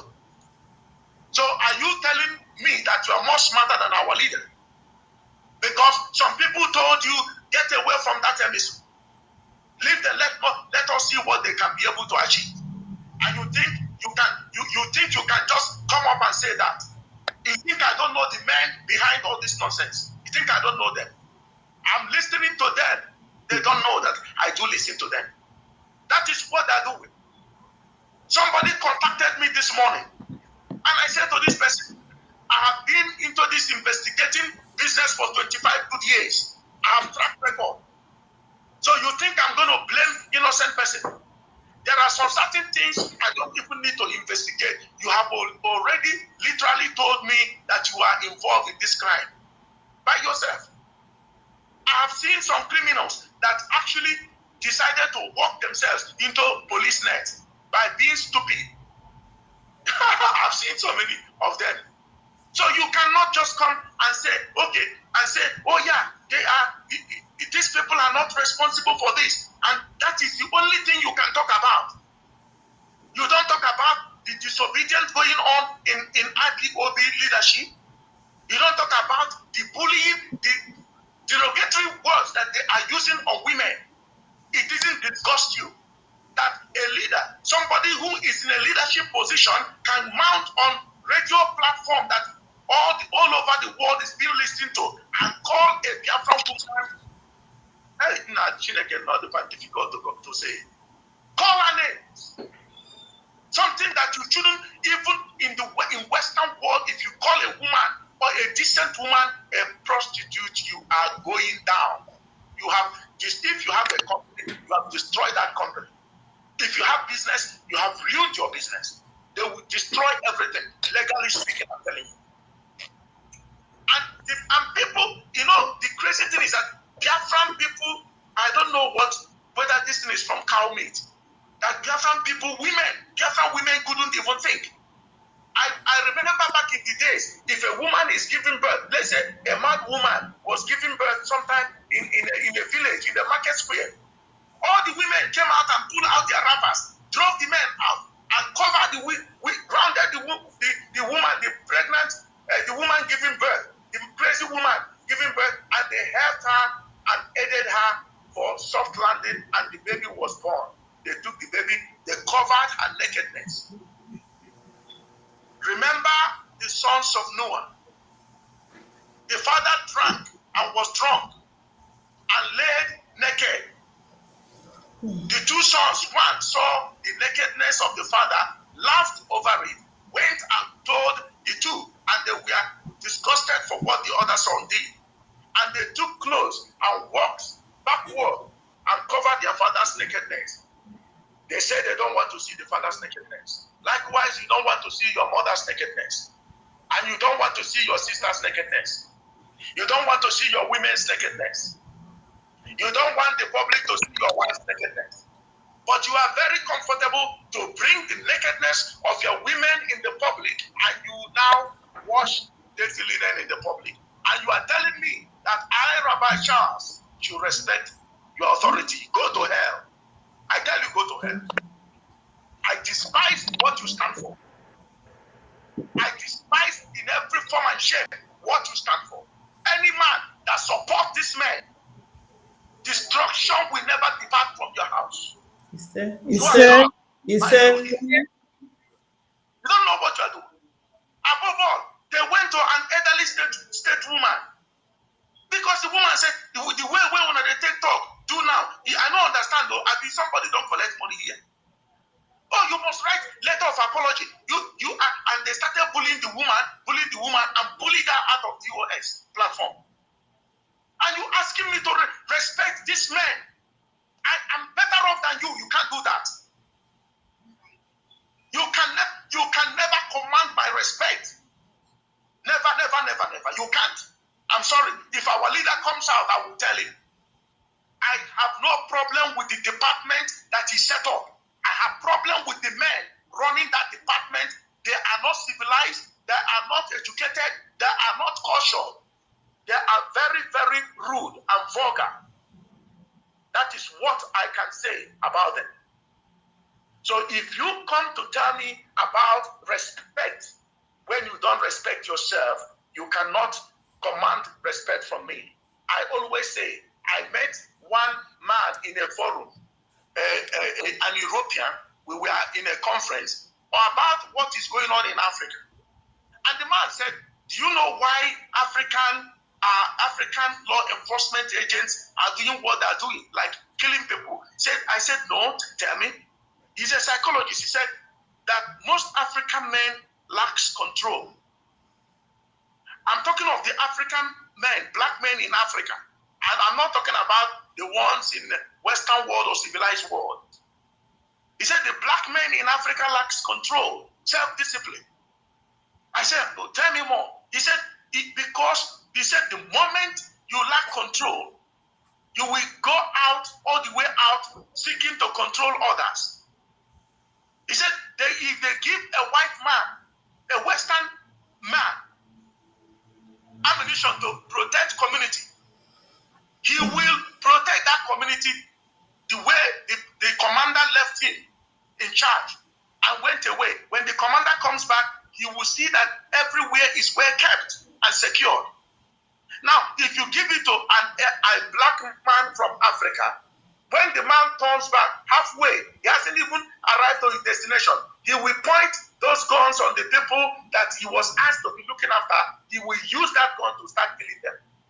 Because black man, African man, lacks control and discipline. And when this thing happens, we will run all the way from Africa to Europe for political asylum.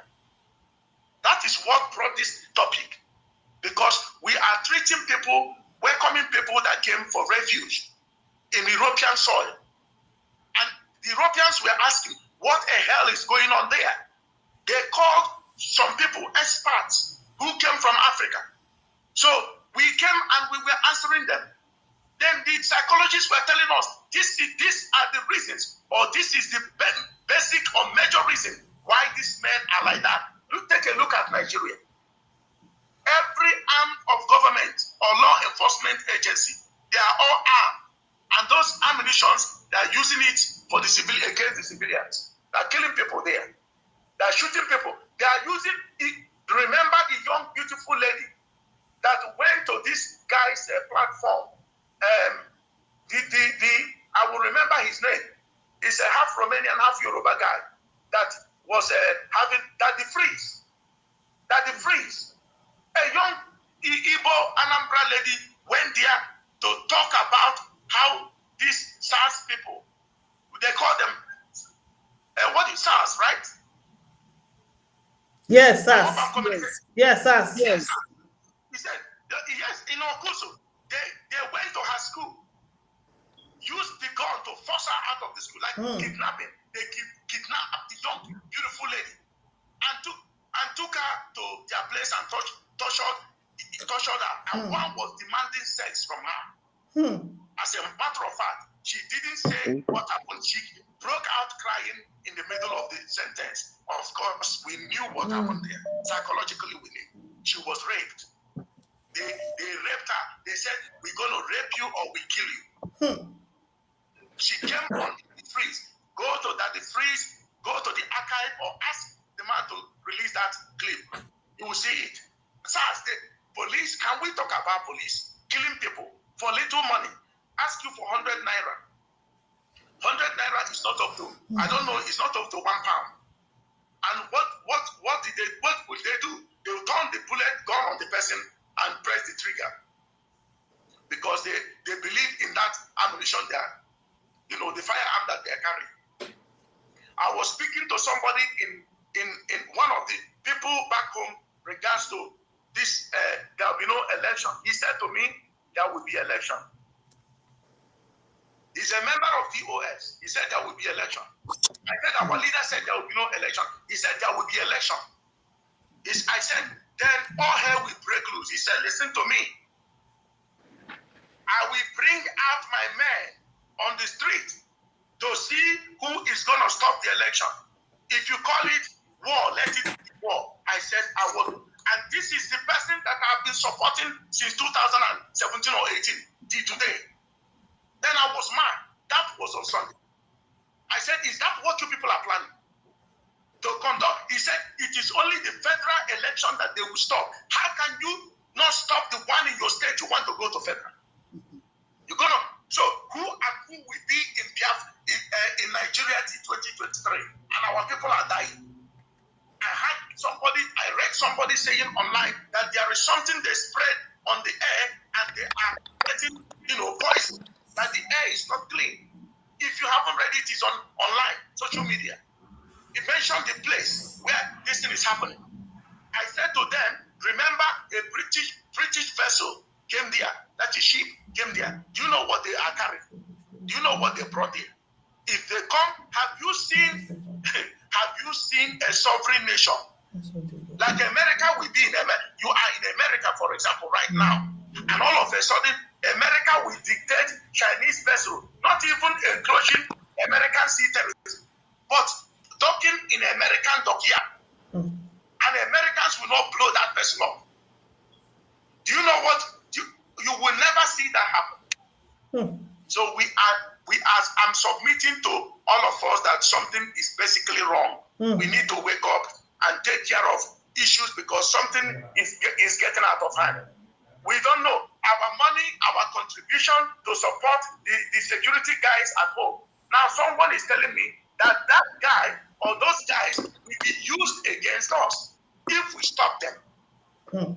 Do you see what I said? The white man said about black African man. They left in charge with gun and ammunition to look after people. He will turn that weapon on his own people. Then I said to him, you are not bigger than Charles Taylor. Charles Taylor was dead, and Charles Taylor was picked up, and his son was picked up. His son is serving 99 years, and then he's in 100 years, and Charles Taylor is here for life. I said to him, you can go and threaten my village or my town. I have recorded it and I've put it I've logged it in our system. I've logged it. I'm telling them what I have done already. I've logged it in our system, international system. So if anything happens, I'm going to send squad to these guys and I will pick them up. Call me anything, I will answer you. You can't kill our people. You can't threaten to kill our people. Anywhere you are, I have logged you in with everything, your details, everything, all of you. Go and commit genocide, let me see. You think you have power? Don't go to hell. You don't have that power. We are contributing to the livelihood or to the activities of the movement that our leader established in truth, equity, and justice. And you are telling me that you can corrupt it overnight. And you are telling us that you don't know what happened to our leader. Let me conclude by saying this. I know that some of the DOS members are not even happy with our leader. And somebody else came and carried out what they had in mind all along. They will be pleased with that person. You see what I mean here? Some of them are not happy with our leader, the way he welcomes people. The DOS have said repeatedly that they do not want our leader to be receiving new people. That anybody that our leader will receive must be in this movement for 10 good years. Am I communicating? Yes. Yes, I had it. Any person that will be we come closer to our leader, will be in IPOB for 10 solid years before they can allow that person to go to our leader. That means they want to fence our leader and lock him up with hopeless and useless. So if you come out with a new innovative mind, or there is something that you have to offer, as our leader said, I am praying to Elohim to send me 100 men or men that will help me do this job. It doesn't mean gender like man with beards. No, he meant male and female that have the caliber and capacity to do heavy tasks. He said, send me those people. So when those people comes, the DOS, you have to go and take the back seat, back line, go to the you will stay there for 10 good years. So this man don't want Biafra to come. That is what they're saying. That is why they hated our leaders' principle of operation. When some of us came and our leader looked into us and asked us questions, our leader didn't pick me and said, without talking to me, he said, be the emissary. There are things, we had interactions. We spoke. He asked me questions. I answered him. I told him my resume. I showed him. I told him what I'm doing. And our leader said, go. And he didn't even tell me. He went on the radio and said it. I welcome it gladly. At the time, I wanted to back off. When I smelled the nature of the men around him, I said, no, let me go. He said, no. He said to me, look at Joseph. It is the grace of God upon the life of Joseph that made his brothers to go and sell him. Even they planned to kill him. But eventually, they saw the Midianites coming. They sold him and took the money and lied to his parents, or to their parents rather, saying that that guy was devoured by a white beast, took the blood of animal and dented his shirts of many colors. How can you tell me that these men are not evil and wicked? Now, remember the song, Nambu Gobido, Nambu Gobido. This thing started earlier. Then all of a sudden, look at the offering. They were God worshippers. They were God worshippers of Elohim. And the other one realized that I have to atone for my sin. He sacrificed animal and shed the blood of animal for the remission of sin. The other one was foolish enough and carry yam and cocoyam and cassava. Say, this is the fruit of my hands. I went and put it on an offering table, and it ignited it. The fire was going everywhere here and there. It didn't go. Elohim saw that offering as a mockery, and accepted the one of Abel and rejected the one of Cain. And Cain couldn't ask himself, what have I done now? I have to fix it. He said, okay, Abel is on my way, and went and killed Abel. Is he not playing out today? If somebody will look at, you can have the voice of our leader, the same voice. You can have similarity, but by DNA, you are not Mazin Nandekano, and you don't have what it takes to command people. You can't do it. So are you going to kill him for that? Now, my take for them is this. If anything happens to Mazin Nandekano, we know the killers. We don't pray for that to happen. If anything should happen to that man, we know the killers. I know the killers. And you will never go this country. So carry on. You contact DSS in Nigeria. Betray our leader. Tell them to take their coins back. 30 pieces of silver. Return that coin. Say, this thing, I know bargain this in this way. I know one thing. Return it back and get your life in order. Failure to do that, all of you. You can go and tell Angel Gabriel to send a tweet. Say, you are innocent. You are telling Biafran that you are a suspect. That's what you are doing. Because if you are innocent, you don't need to tell Ejimako to write anything. The truth sets you free. But you are using any tool available to make yourself look, that you are a clean person, while you are indirectly telling Biafra that you are a suspect. If you don't mind, listen to what Mazi Darlington said in his claim. Should you disobey? Let's say, will you disobey our leader on his instruction to transfer funds to Umueri account in America, and said you wouldn't do it, and you want people to obey him, your command? On this note, I say thank you to all you women. Thank you to all of you, and I pray that Elohim will bless you. If you have any question, here to answer you. Thank you so much, Rabbi. Thank you very much. Rabbi. We appreciate you a lot. You said it all. We appreciate you. Yes, I have a question. Somebody thank you as always. Thank you. Yeah, somebody said I should ask you to tell them about this National Guard. It's been kind of a controversy for the past 3 days now. These people came and did some nasty thing in Biafra land. So they want to know where they are actually coming from. Who are they? Are they for us? Are they against us?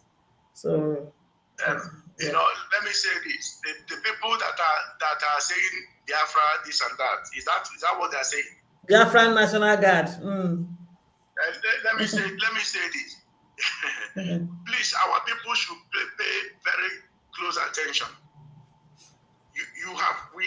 We have not. I have not seen whereby you are fighting your enemies. You are on mask. Your face, all your identification mark is there open, very very open.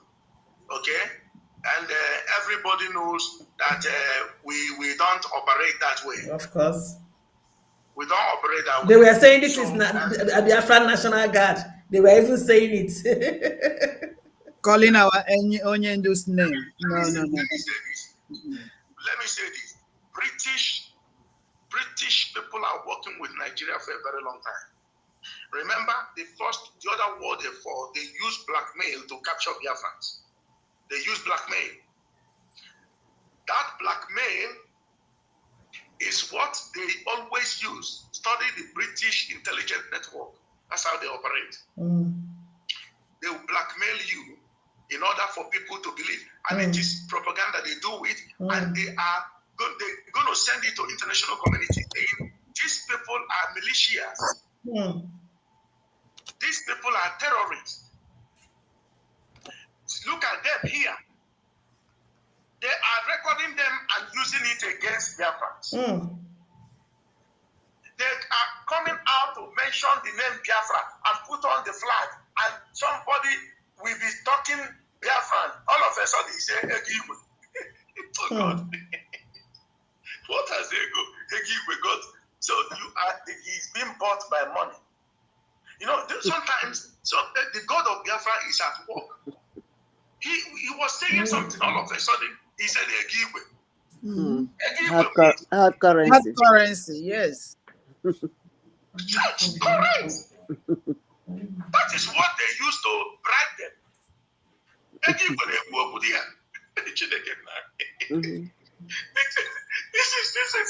is the highest of foolishness.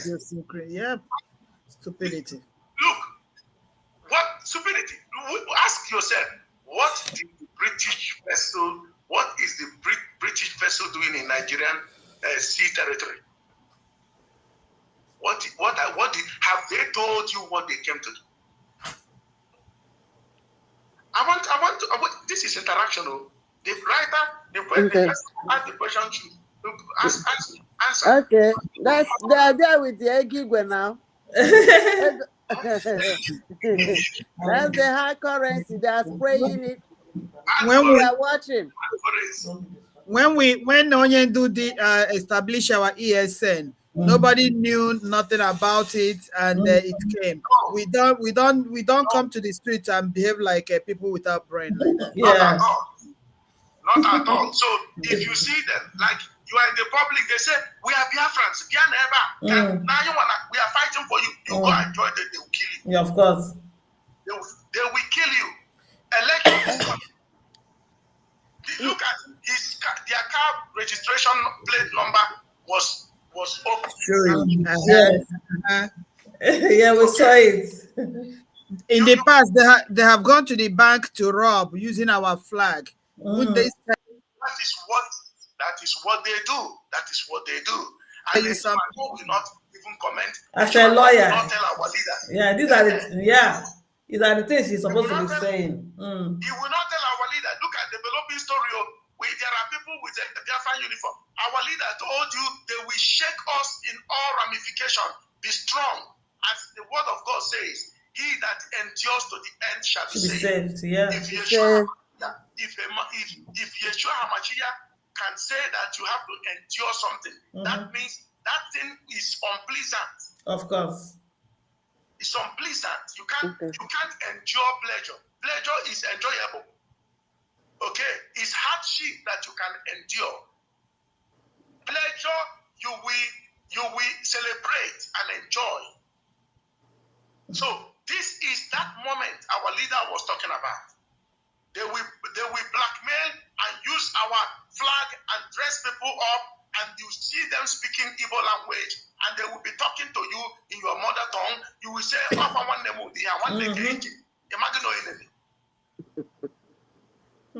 And do you know there are Fulanis born in Enugu that speaks Igbo. Sure. Fluently, they speak Igbo, and they do idiomatic expression, e.g., in Igbo language.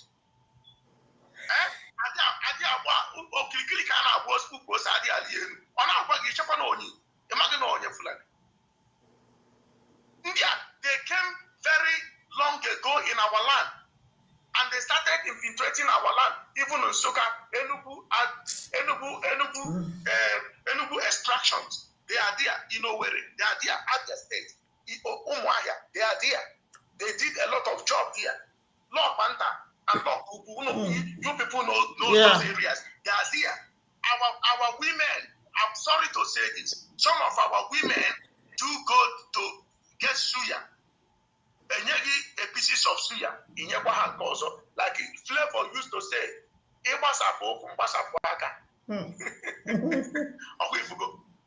so by the time is a goal, like our promoter, this promoter of a man is from my area, the one that used to sing one song. Promoter is from my, that's why I have, it's a gift, it runs in our area. We speak, we can make music out of issues. That's why I'm talking like this. Okay. So by the time he get on a pass go yeah. Machine DNA all that. No, he will have it. It's gonna be the first time.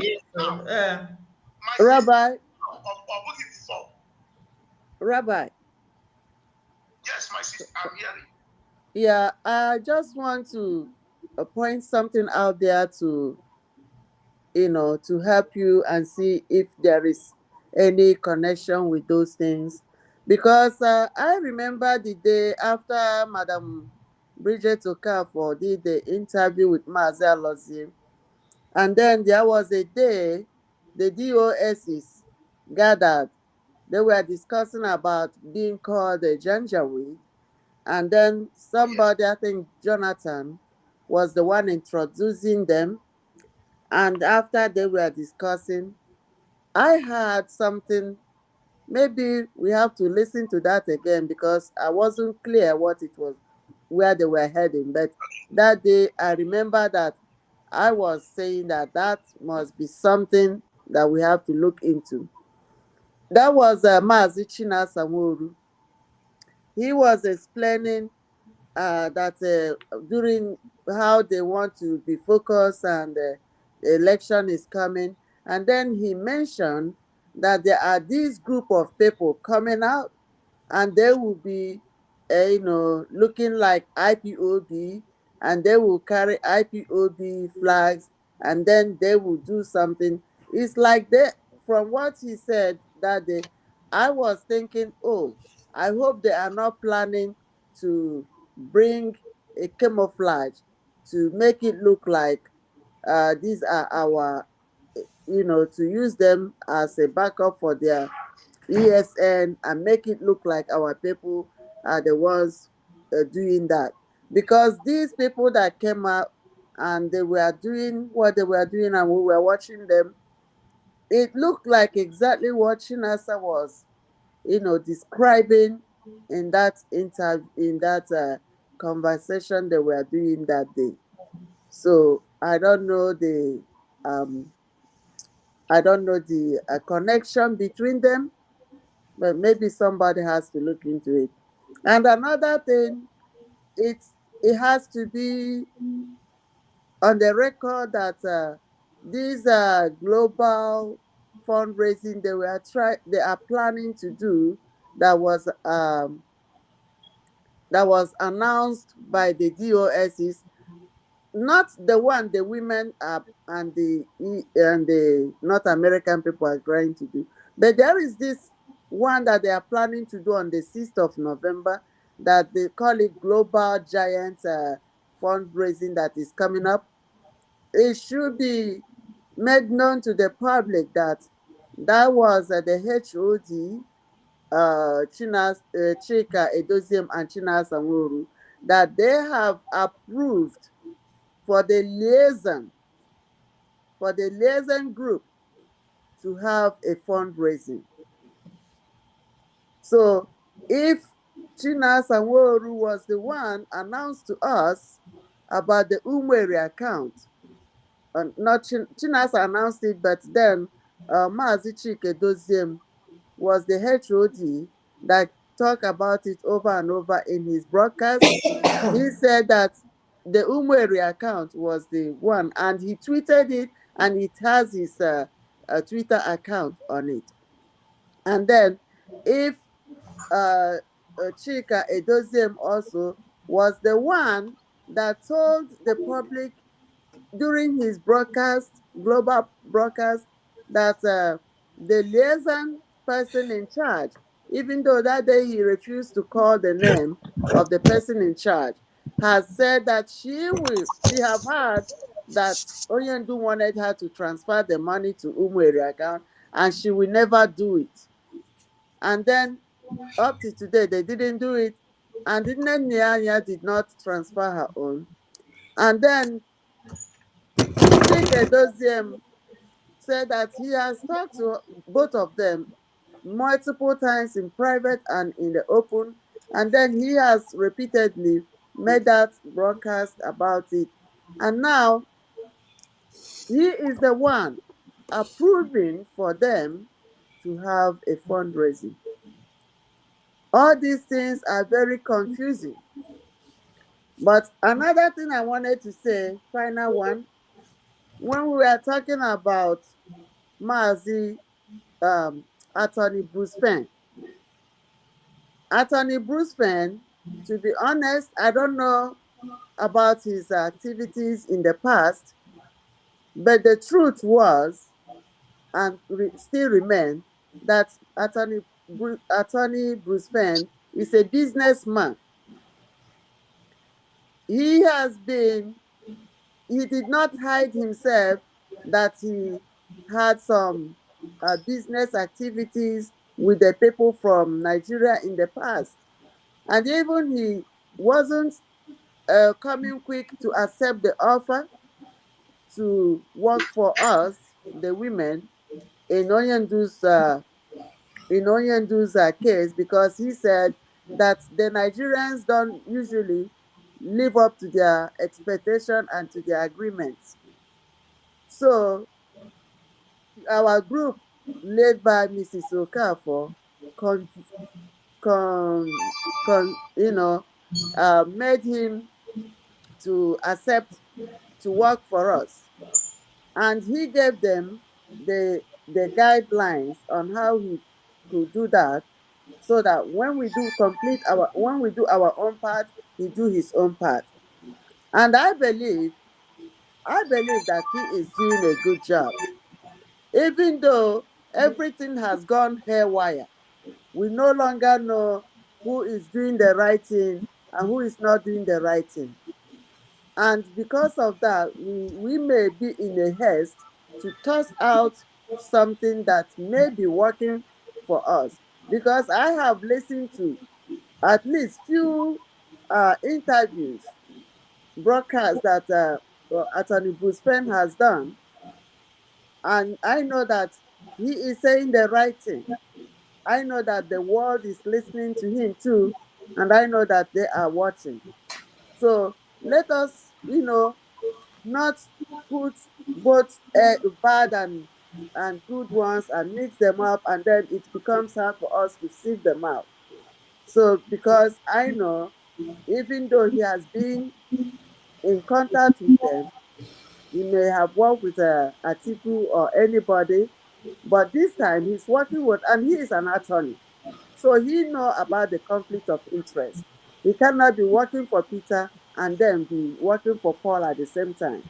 So I believe he must have a drawing line between them. So that's the things that I wanted to point out. So, and if you have something to tell us about them, thank you. Thank you. Once Rabbi finish answering, I'll open up the line because of the time. We've also spent so much time, so I can give people a few minutes to also contribute. Rabbi, you heard what she said. Hello, Rabbi. Hello. Maybe his line cut. Yes, I can hear you. I muted myself. Okay. I can hear you. Let me. She threw 3 questions at a time. It could have been one after the other, so that it will be easier for me. And one thing I can say, if I go back to the first one, the China Samoru may have said some certain things. I can't ascertain what is developing right now with the people camouflaging themselves, if it is a setup, but I believe that thing they are doing is just a blackmail. It's a very simple thing. It's a blackmail. When someone is armed, you are not an authorized person to be armed. In the eyes of the Western powers, is militia. That's what they have already asked me this kind of question there. So those people in the East protecting themselves, are they militia? So I told them, no, they are not. They are protecting the lives of people and their properties, their farmlands. They are not militia. Nigeria, we call them all sorts of names, give you negative narratives to doubt them, to make them look like they are, monsters. And they asked me again, do you think they asked me, do you have the capability of stopping them from operating if we step in to resolve all this? I said to them, yes, I'm not going to do it alone. I have teams down there I can speak to. When you people are ready, then we can now dissolve it and officially arm the people to protect themselves and their regions. So that is what I told them. Now, anybody can put up drama. I don't give a damn about them. Okay? Coming back to the second question before the third one of Bruce Payne. Let me go to Bruce Payne issue. I dealt that thing on the clip that I made a few days ago, and just today, I suppose. Bruce Payne is an attorney. He's an American. I am not the one that employed him. If they said that if you are for me, you are not against me. If I can't explain it the way Dr. Nelly Ofebu explained it. As a matter of fact, I have not dug into this man's career, and I don't think it is my duty. Excuse me, my duty to do that. But if permitted, I will do it. I'll look into it. But as simple as I can explain, the people that invited him may have good intention. Nobody will fly all the way from United States, crossing the Atlantic, taking all manner of risk. Today it is not pleasant to fly around. I hate flying. And this person will risk everything to fly down to Nigeria, and he will not. I don't think he meant to come there and start playing around or messing things up. I don't think so. I operate from positive point of view. Until when you show me your intentions, what you are made of, I will know whom you are. So I cannot just all of a sudden I go against everything. And Bruce Payne is not competent. It is a setup. Let us see the theory. But somebody that I know said to me, he will make it impossible for him to see our leader. And this is playing out. So who is in charge here? Who is really in charge?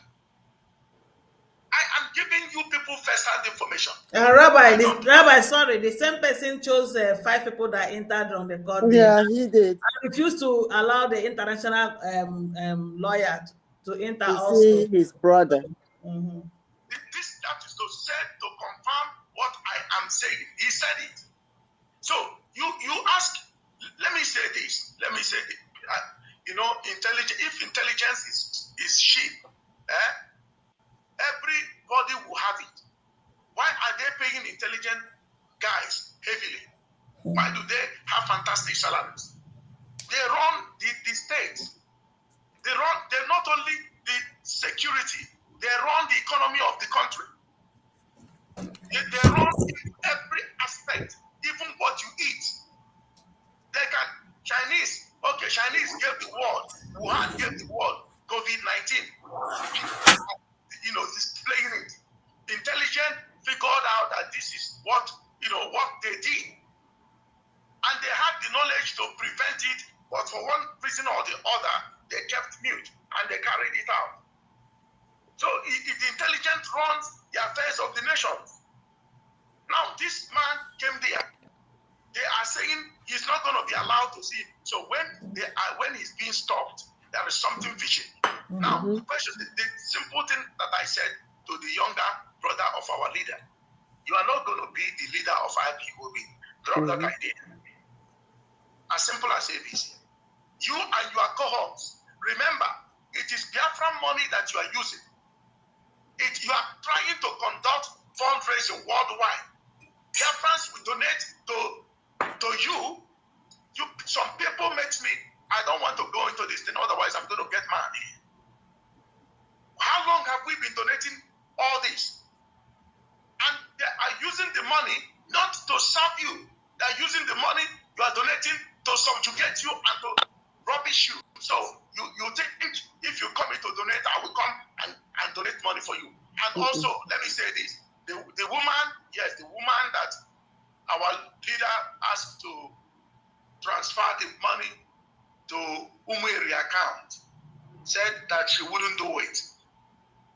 I have the name somewhere, Shinyere or whatever, something like that. Yeah. And also, Madam, say so, come again. Shinyere, correct. And she said she wouldn't do it. She said she wouldn't do it. When I asked someone, this fundraising you want to do on the 31st, which account is that money designated to go? She said to me, some will go to Umueri account, and the other one will go to some will go to Umueri account, the other one will go to Liaison account. No. On the 30th and no, on the 30th and on the 31st. 31st. Yeah, the 31st is going for the women's account. The women's account is not liaison. That's the Umuada. Yeah. It's on the 30th is the one, the North American. That's the under Mazin and the Kano for ESN. Madam Bridget. Which one is Madam Bridget? It's on the 31st. That is what I'm saying. I asked her. She said, I stand to be corrected. I asked her, where is the money going to? Okay. She said it will go to Liaison account and some will go to Umueri account. I said to her, no. But Liaison account is shut down by our leader. Why don't you consider that is an insubordination? If you can usher money there and transfer this to that one and that one to this one, say no. I said, it is not acceptable. Our leader said, every fund goes to Umueri account. Why having Liaison account? Why are you people toiling with it? Wow. This is my first time of hearing that too, because we never use Liaison account. God, maybe because when we were talking, she was angry. And I said, calm down. Calm down to me. Let me get it clear. And she's not okay that there will be a fundraising that will go first before her own. Okay. So now she spoke to me about that. Is there any way we can do to stop that one so that her own will go first? I said, we are fighting the same enemy. If we are fighting, we have one common enemy. Whichever way we come up to fight that enemy, to destroy that enemy, we should do it. We should stop this dragon. Who is going to have this? Who is going to have that? That was my suggestion to her. So so you guys should look properly and know where the fund is going to. You guys should look properly and know where the fund is going to. When she mentioned MS3 this MS3 of a thing as a topic, that this because of the MS3, I said, never you dare that. I'm saying it on air so that they will listen. Never you, I'm not retarded. So anytime you have discussion with me, I can repeat what we discussed. So never you say you're gonna hang up this one. And I said I have already gotten the intelligence that some members of DOS are not happy with the office of the emissary or that department. And if they are pushing you to say you are going to stop it, you are on your own. And if you do it, they will destroy you at the end. Our leader told you, selected you, gave you if he figured out you can have it, you can handle it. Go ahead, hold it till our leader comes out. When our leader comes out, let them go and lie to our leader, saying the emissary is on their way. Emissary is blocking them. Emissary is this, emissary is that. Remember, Chinua Achebe of Canada. Chinua Achebe of Canada said something about the emissary. Said, where are they? And Mazi Chikedozie got upset and dismissed him because he made mention of emissary. Yes, it is. The narrative they are pushing around that you don't talk of emissary, we don't know anything about emissary. Our leader is going around appointing people, giving them, some of us, we are accused of twisting his hands. Look, I have them on record. I don't want to play it now. So you think our leader is a kind of a man who will twist his hand to give somebody that is not competent something to go and do? They think so? So these are the narrative they are pushing around to fence our leader so that nobody will get closer to him. That is what they are doing. So Rabbi, I think I will give because of time. Let me give few people. Wow. Let's take a few calls. Interesting. So they can ask you questions. Our viewers really want to participate. Please, you can call. You can go ahead and call in. And another thing, let me ask something. Interesting. If they are sabotaging the coming of a Bruce Fenn in Nigeria after all the money collected for him to see Mazi, and they made up their mind that he will not see Mazi, I think women also should think again. I think again because it's not good. This time around to waste resources is not going to be good. So we have a caller. Hello. Hello. Yeah, this is Nelly. Okay, Dr. Nelly is back. Dr. Nelly, I'm giving you 2 minutes, please. I want our callers to call. I've not received a call today, please. Oh, okay. I just wanted to add something to what the rabbi was saying. I don't blame Sister Rosemary because it's obvious that if anybody hears Madam Bridget make mention of the liaison account, they're going to be shocked. Because what we've been living in euphoria. It's like in La La Land.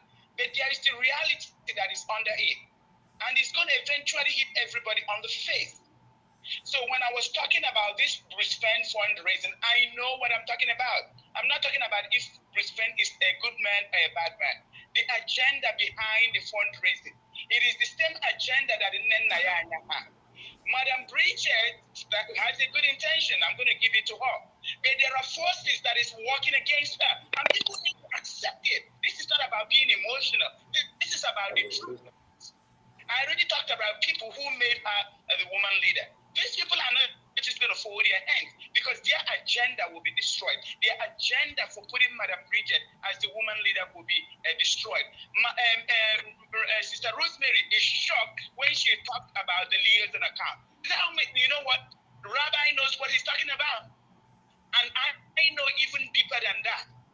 And I want to let Biafrans know that the liaison group said that the liaison account is the account that was appointed by Canon Takano. They say the liaison account is the account approved by Canon Takano. Yes, that's what they said. Let Madam Bridget roll. So there's an agenda behind the fundraising. And the agenda is to deplete the fundraising account. They can use anybody they want to use. Please, I need Biafrans to understand that the fundraising that Madam Bridget is conducting is to deplete ESN account.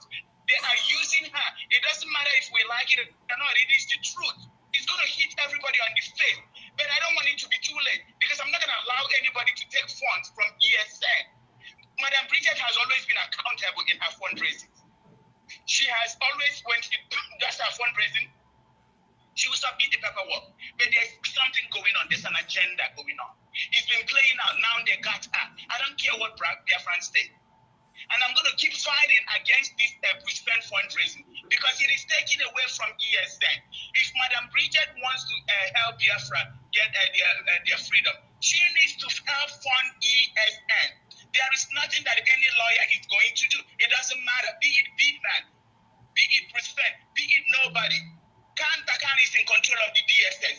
They decide, Khan Takan and Nayanya decides what happens. We, the Biafrans, are going to decide what happens, but it's going to be a guerrilla warfare.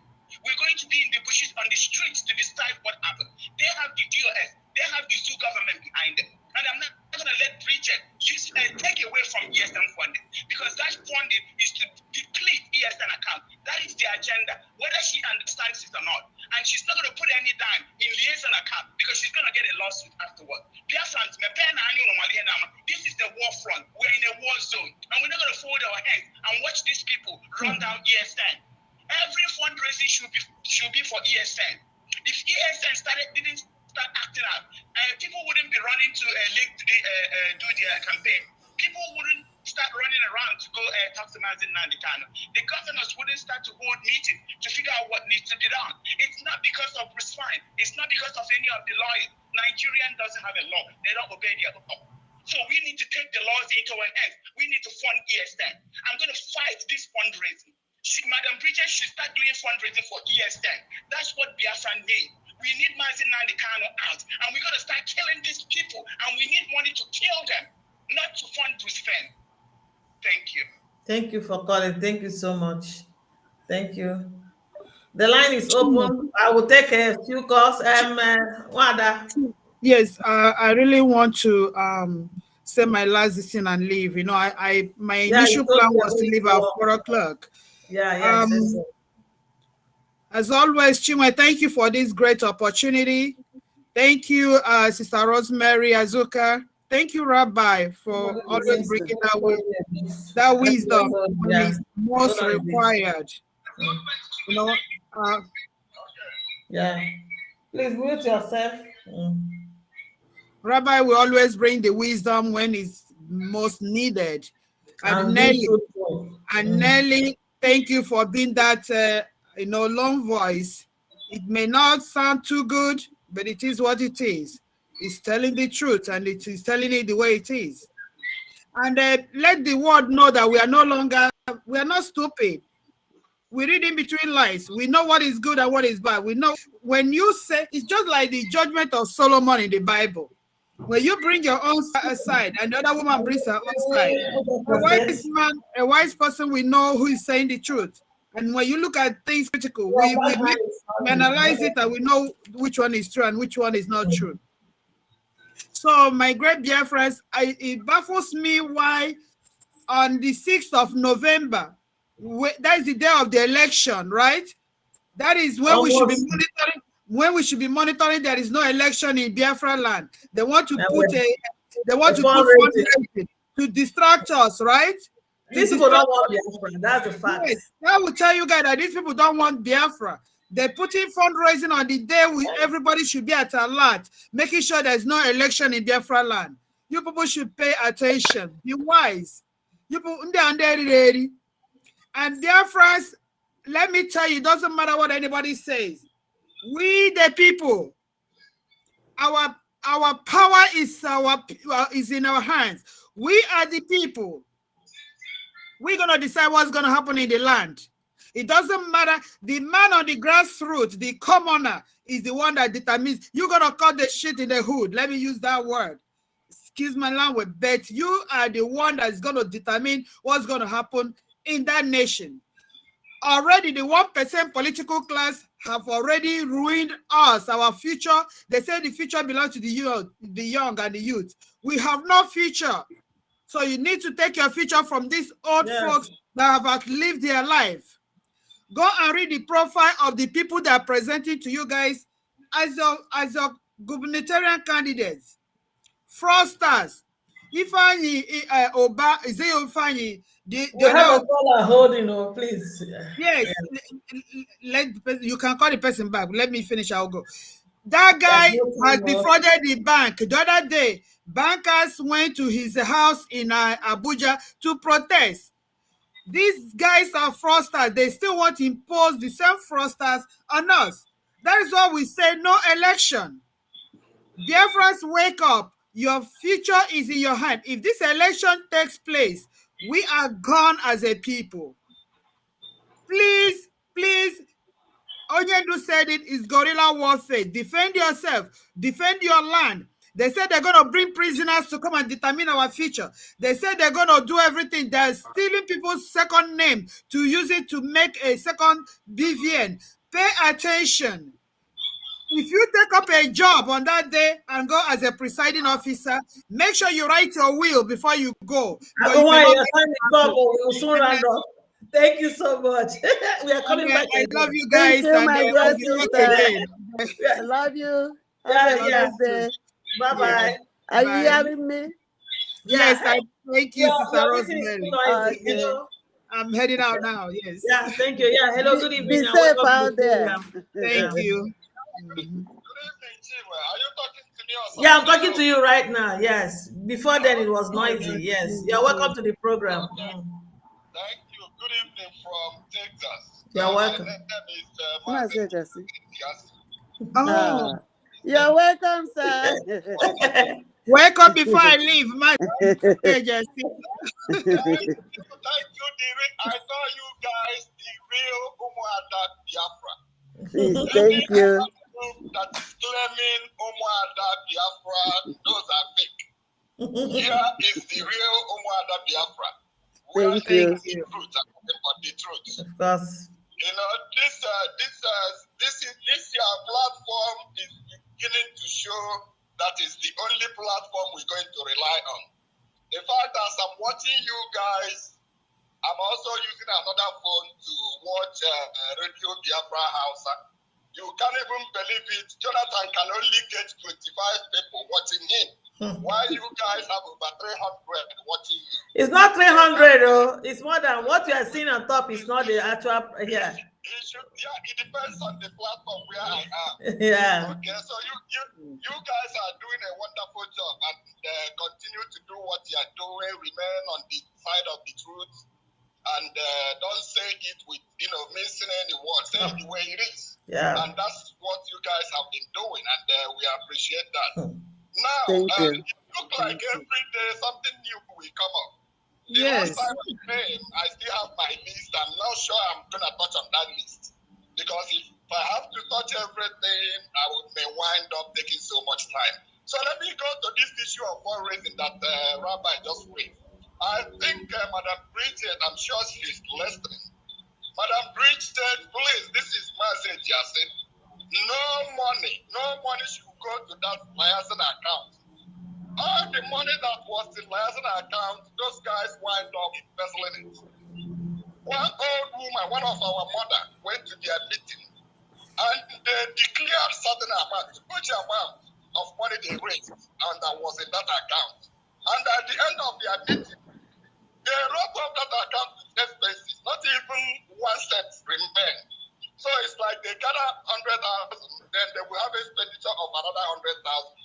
So you can't put any money here, please. You cannot. I know that DOS might be twisting you, using Radio Biafra to twist you, to get you to put money in less. You cannot do that. You can't do it. Please, man. You cannot do that.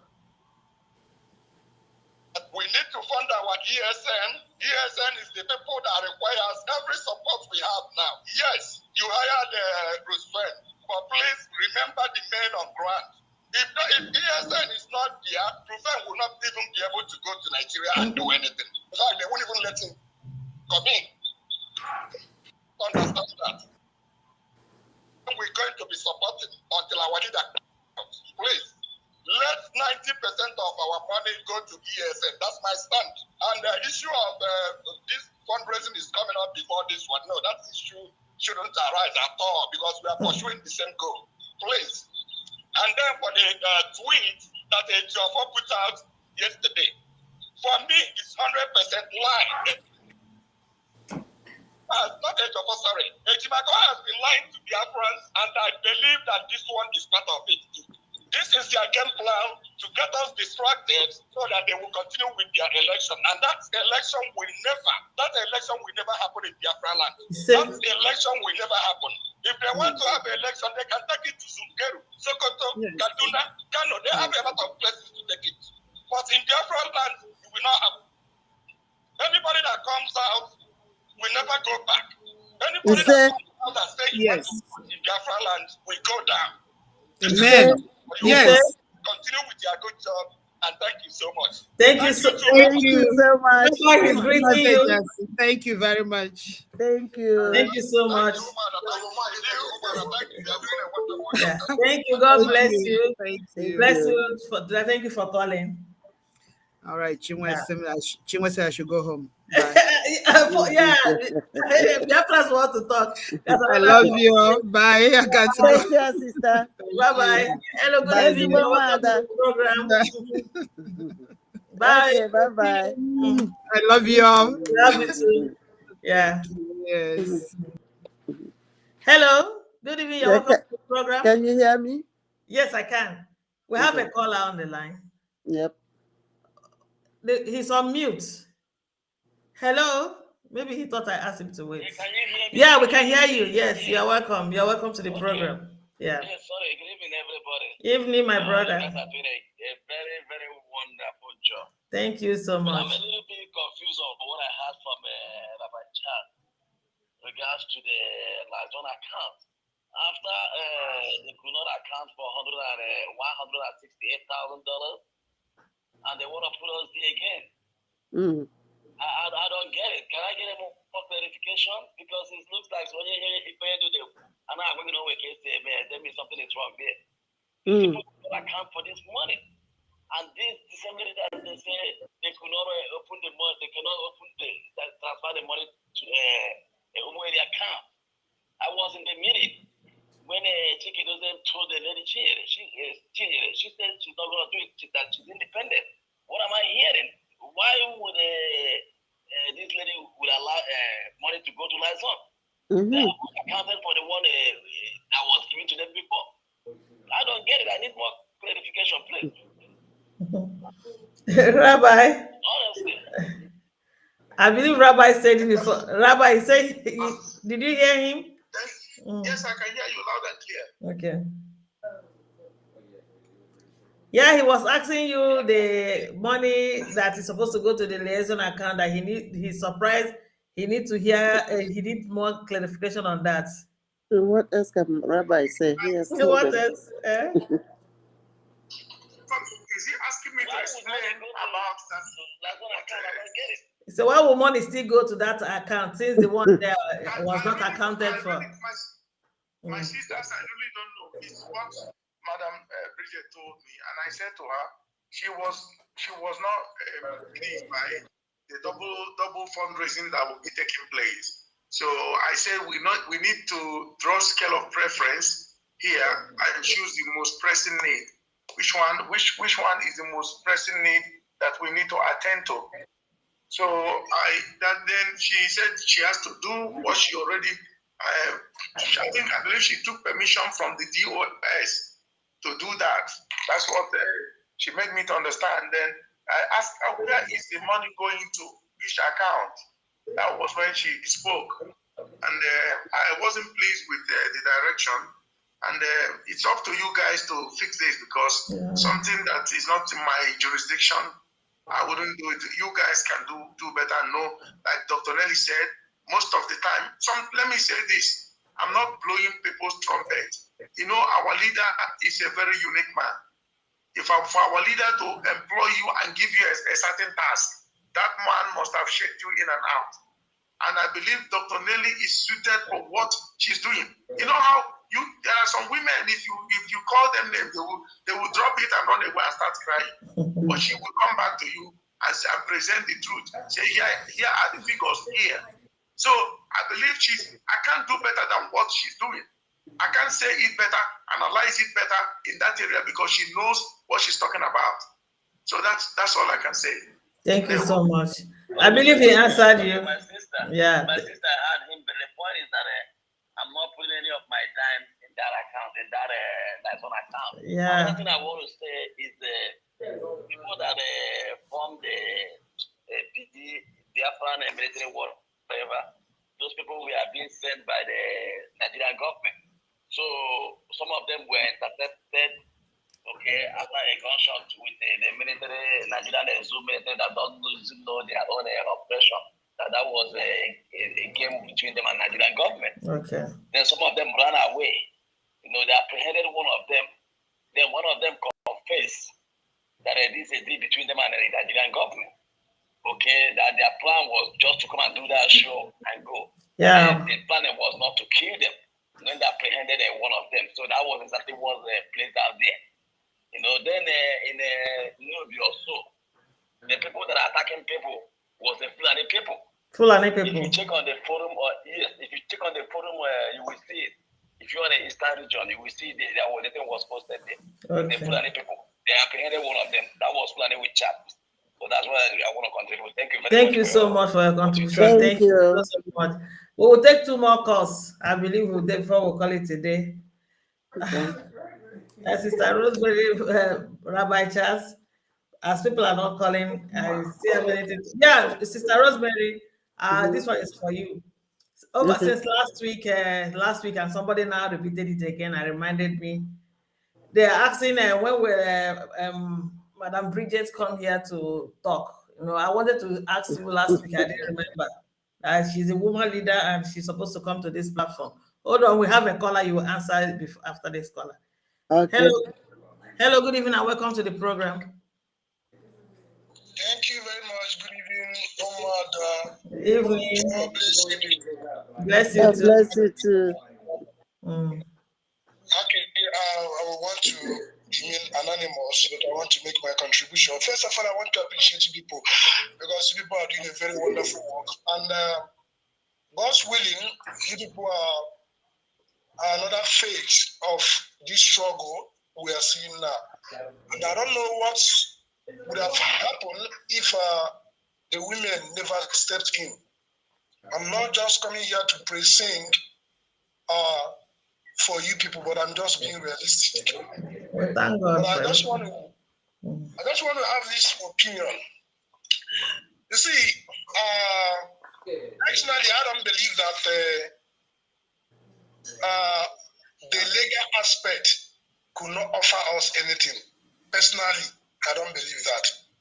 But at the same time, I believe simultaneously we will be pursuing the legal aspect as well as our ESM doing their work tremendously without stopping.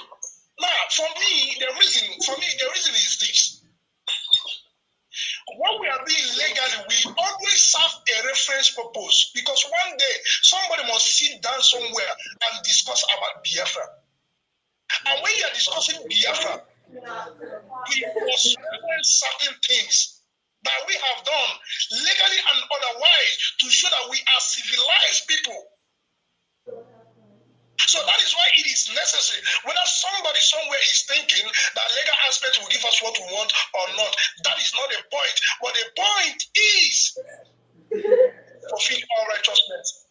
Jesus Christ, when he came during his time, he knew what he would have obtained, what he would have accomplished, but he did all that are required for posterity purpose. To fulfill all righteousness, because times are come when those things we can't. Doesn't matter how anybody sees it. And I wouldn't want us to dwell on the issue of Bruce much because so far so good. We are having a result. We are Biafran and we think very well. If we are not having a result, we will analyze what we are doing so far and we'll be able to make adjustments or judge based on the result we have. Of course, you know, it's not everything we put on the public domain because when you do, the zoo will go as much as bribing or paying as much as they can to make sure they stop us.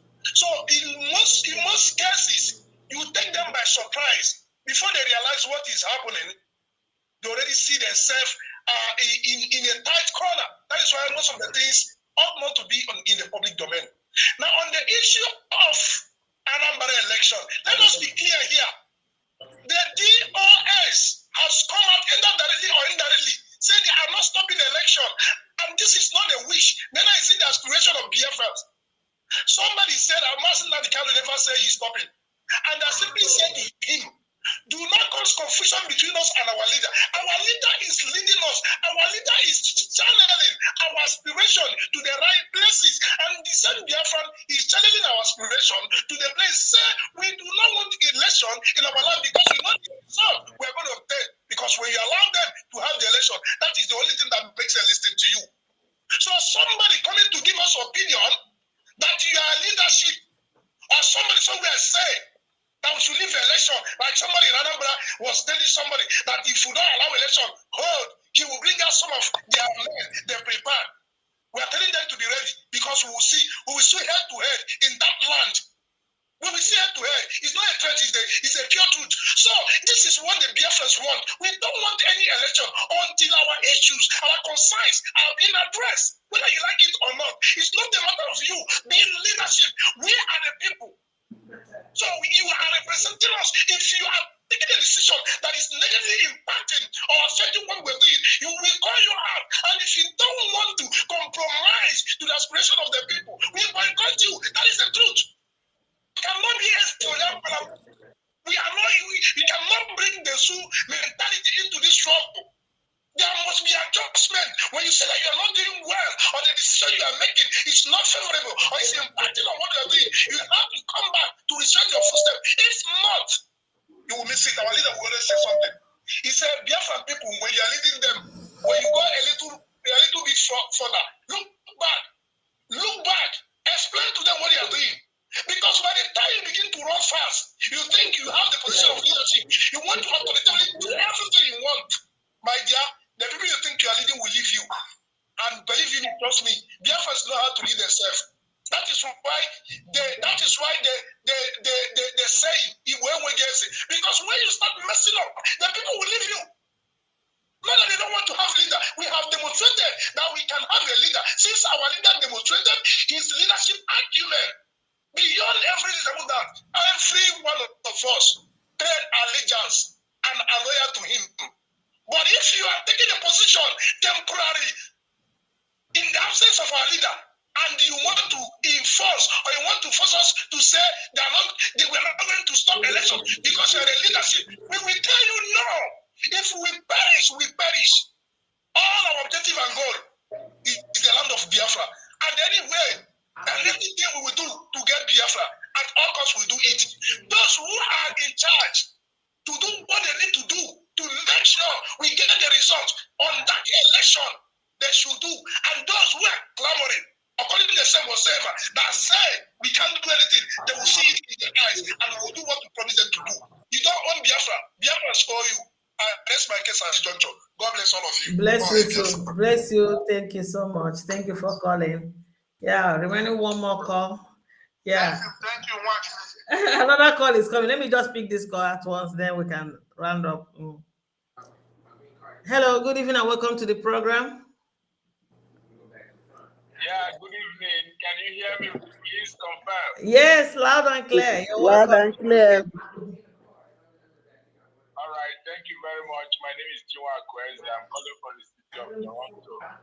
You're welcome. I want to first of all appreciate you women for your time, for your talent, and for your treasure towards this restoration effort. I will not want to take much of your time. I just want to dwell on two things. But before I start, I want to encourage everybody who is watching this program at this point in time to try and share. Yeah. Share it to your groups, share it to your friends on Facebook, because this truth must reach the ends of the earth. It must reach the ends of the earth, I repeat. So share this program, share it wide. Now, one of the first things I want to touch is the issue of fundraising. I have been able to, listen to this program and join the North American IPOB because I know the direction they are moving is seamless towards this restoration effort. The direction is that which our leader has set in place. Like when somebody said this, our restoration effort is on autopilot. Some people tend to, misunderstand it. What that simply means that our leaders set a track that we are all following. So even if the zoo have him, we know that path that he has set, and we know where to place our footsteps. North America IPOB and fundraising that has been going on, we have been supporting it, we've been participating, because we know that it is very, very transparent. And we are in the right direction according to the order of our leader. People want to tend to preach command and control. Our leader is the highest command. And when he gives a command or gives an instruction, it is supposed that everybody that is following him should obey that command. If the command is broken halfway, then we will not obey you. The only thing that we do is that we simply obey the command of our leader, not your personal command, because we know what he commanded us to do. He has said every money, our leader said every money, not just ESN, both monthly dues, goes to the ESN account, Umuada account in America. That is the command that our leader has given, and that is where we are going to follow. That is the command that we are going to follow. Now, Biafrans, listen to me very carefully. If anybody is calling you for fundraising, the first question you must ask as a Biafran, as a family member is, where is this money going to? Where is it supposed to be deposited into?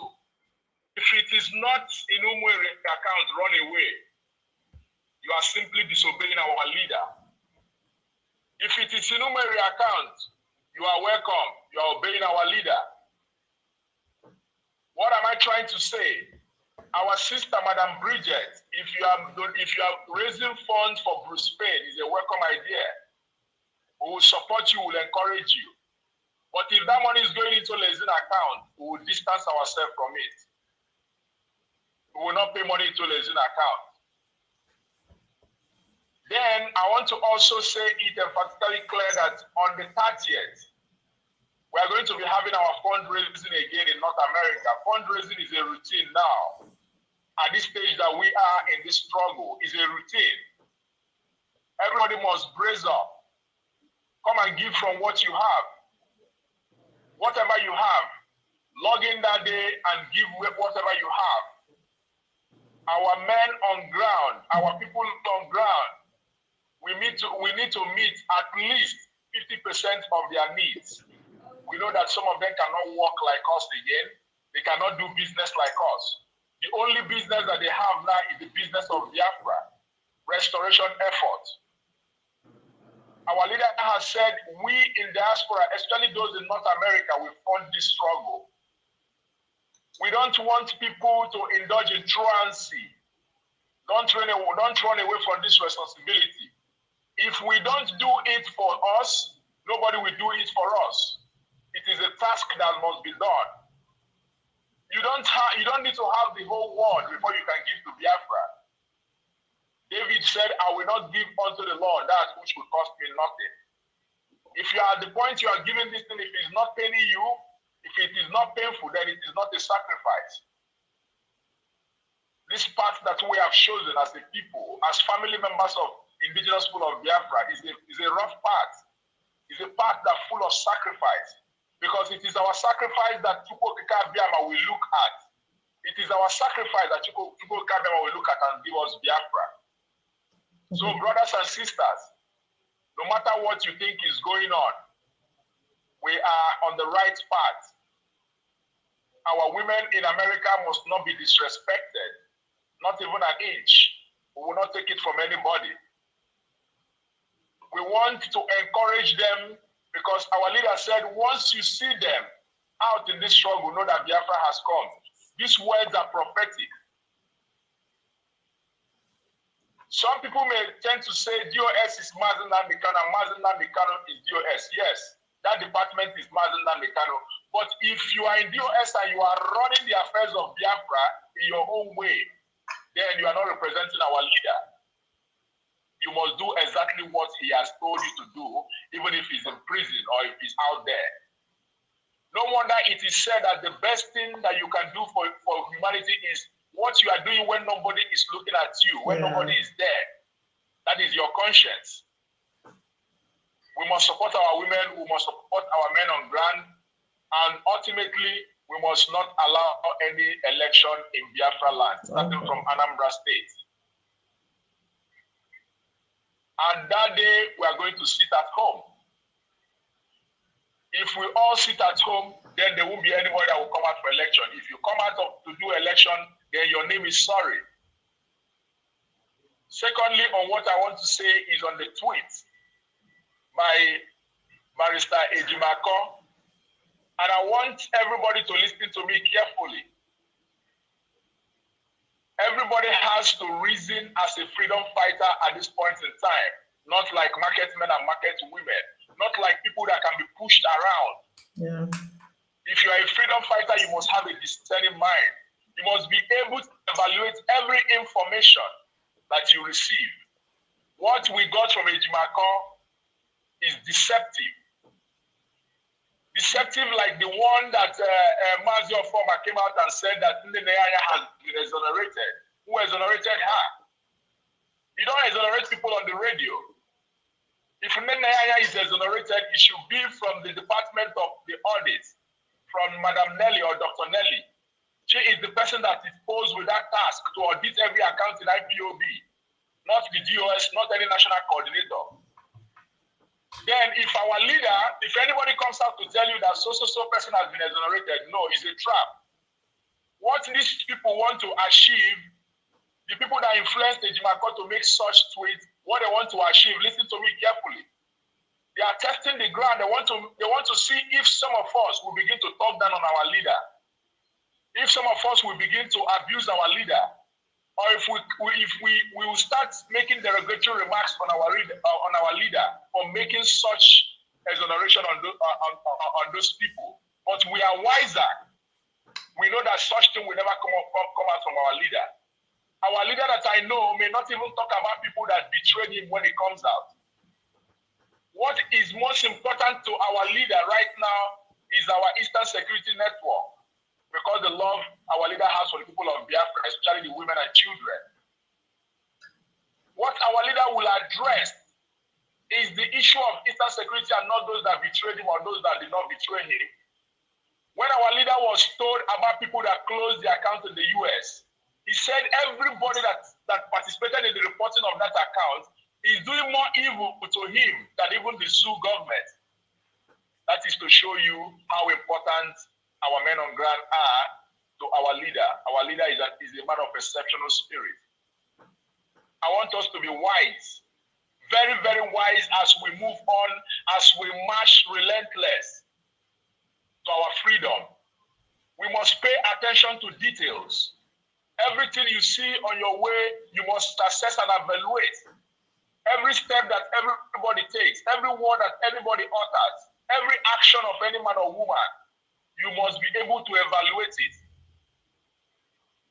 Before I go, I want to encourage all Biafrans, please, if you are withdrawing, if you are withholding your money because of what is happening now, that means you are stifling the ESN.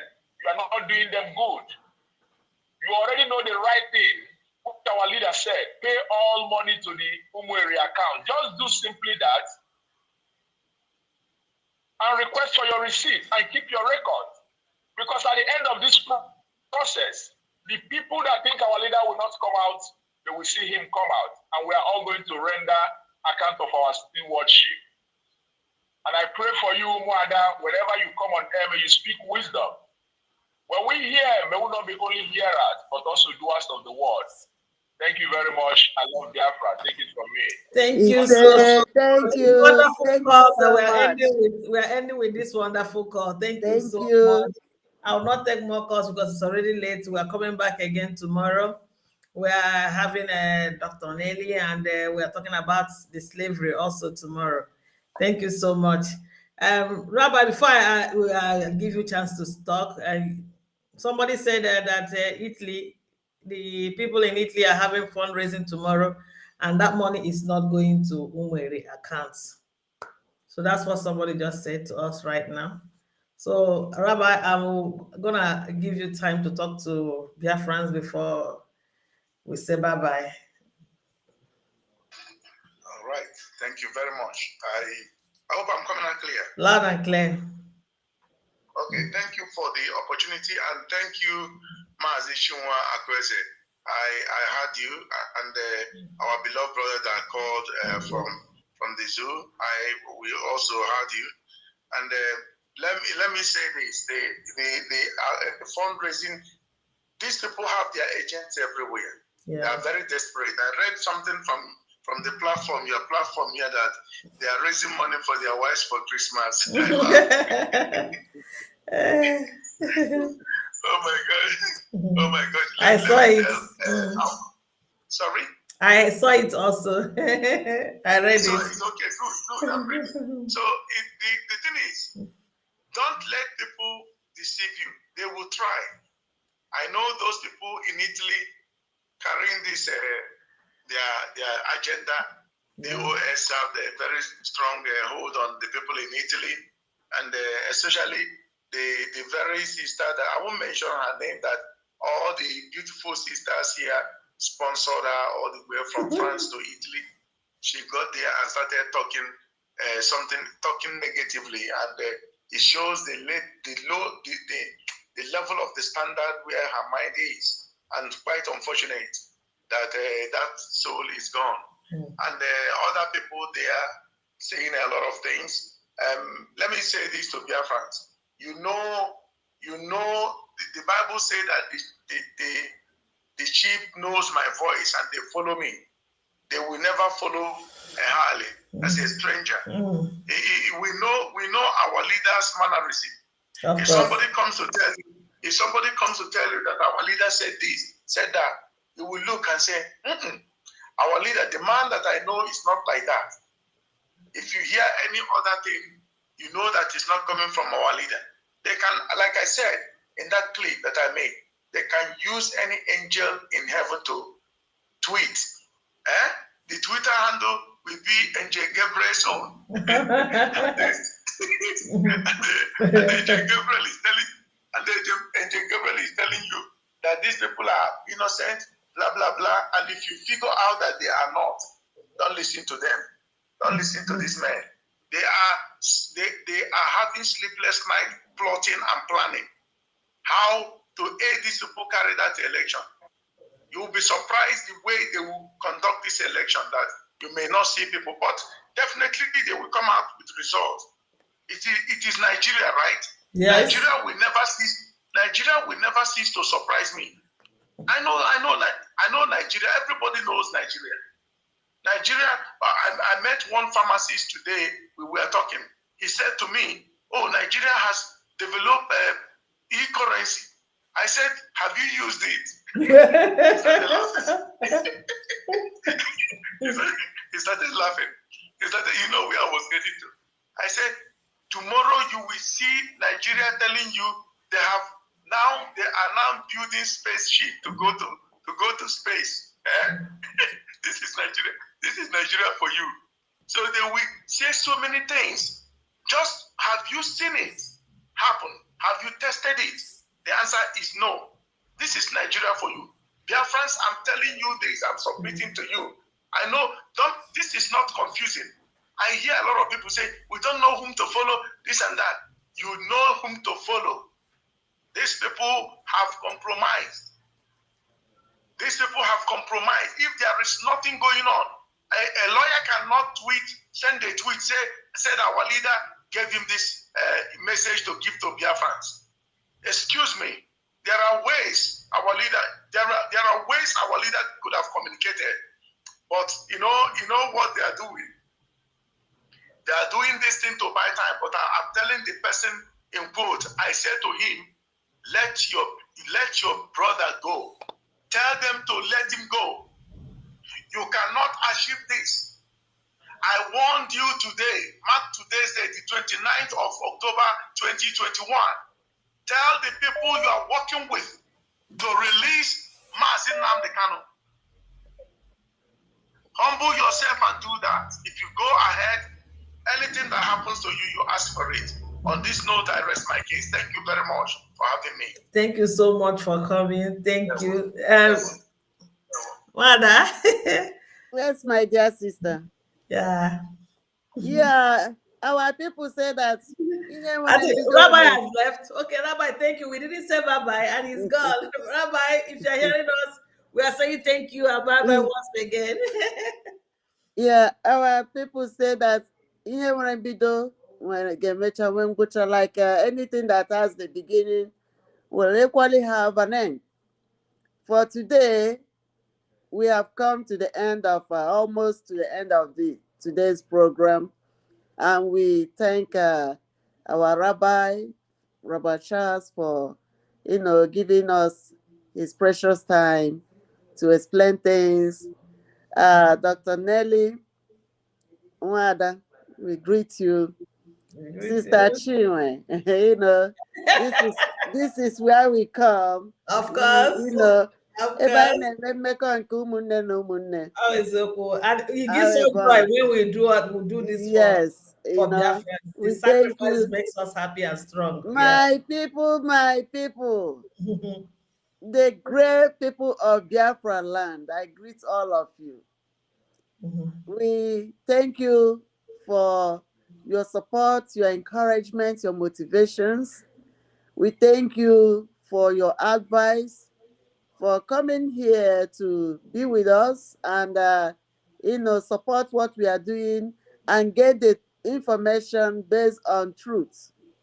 Because we promise you, our people, that we will always tell the truth and nothing but the truth. Of course. Even when it is hard to say so. Yeah. We have to go ahead and tell it.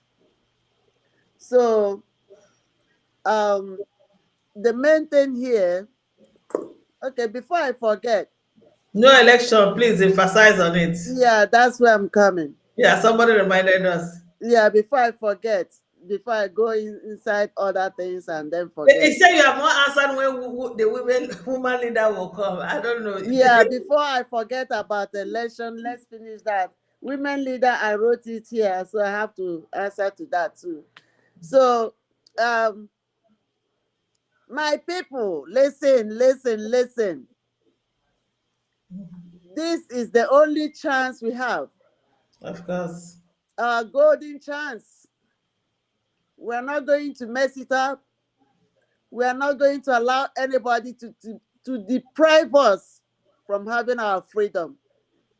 It's freedom all the way to Biafran land. We are going to disentangle, to remove ourselves completely from the entanglement of the Nigeria government, the zoo, and their British sponsors. They have brought their ship, the warship, on the shores of the Nigerian seashores. But, yeah, they will gather, but they shall surely scatter. They will perish in their ships. Their ship will somersault. You said? It will put, go upside down inside the sea. And none of them will be alive to go. Remember what happened to Pharaoh? Pharaoh and his warship and his chariots. They came They pursue the Israelites, even when they know that the hand of God is in what they are doing. Even when Moses have told Pharaoh and his cabals, time without number, say, Pharaoh, let my people go. He was hardened. Even when God led the Israelites out, and then in the Red Sea, what happened? A miracle.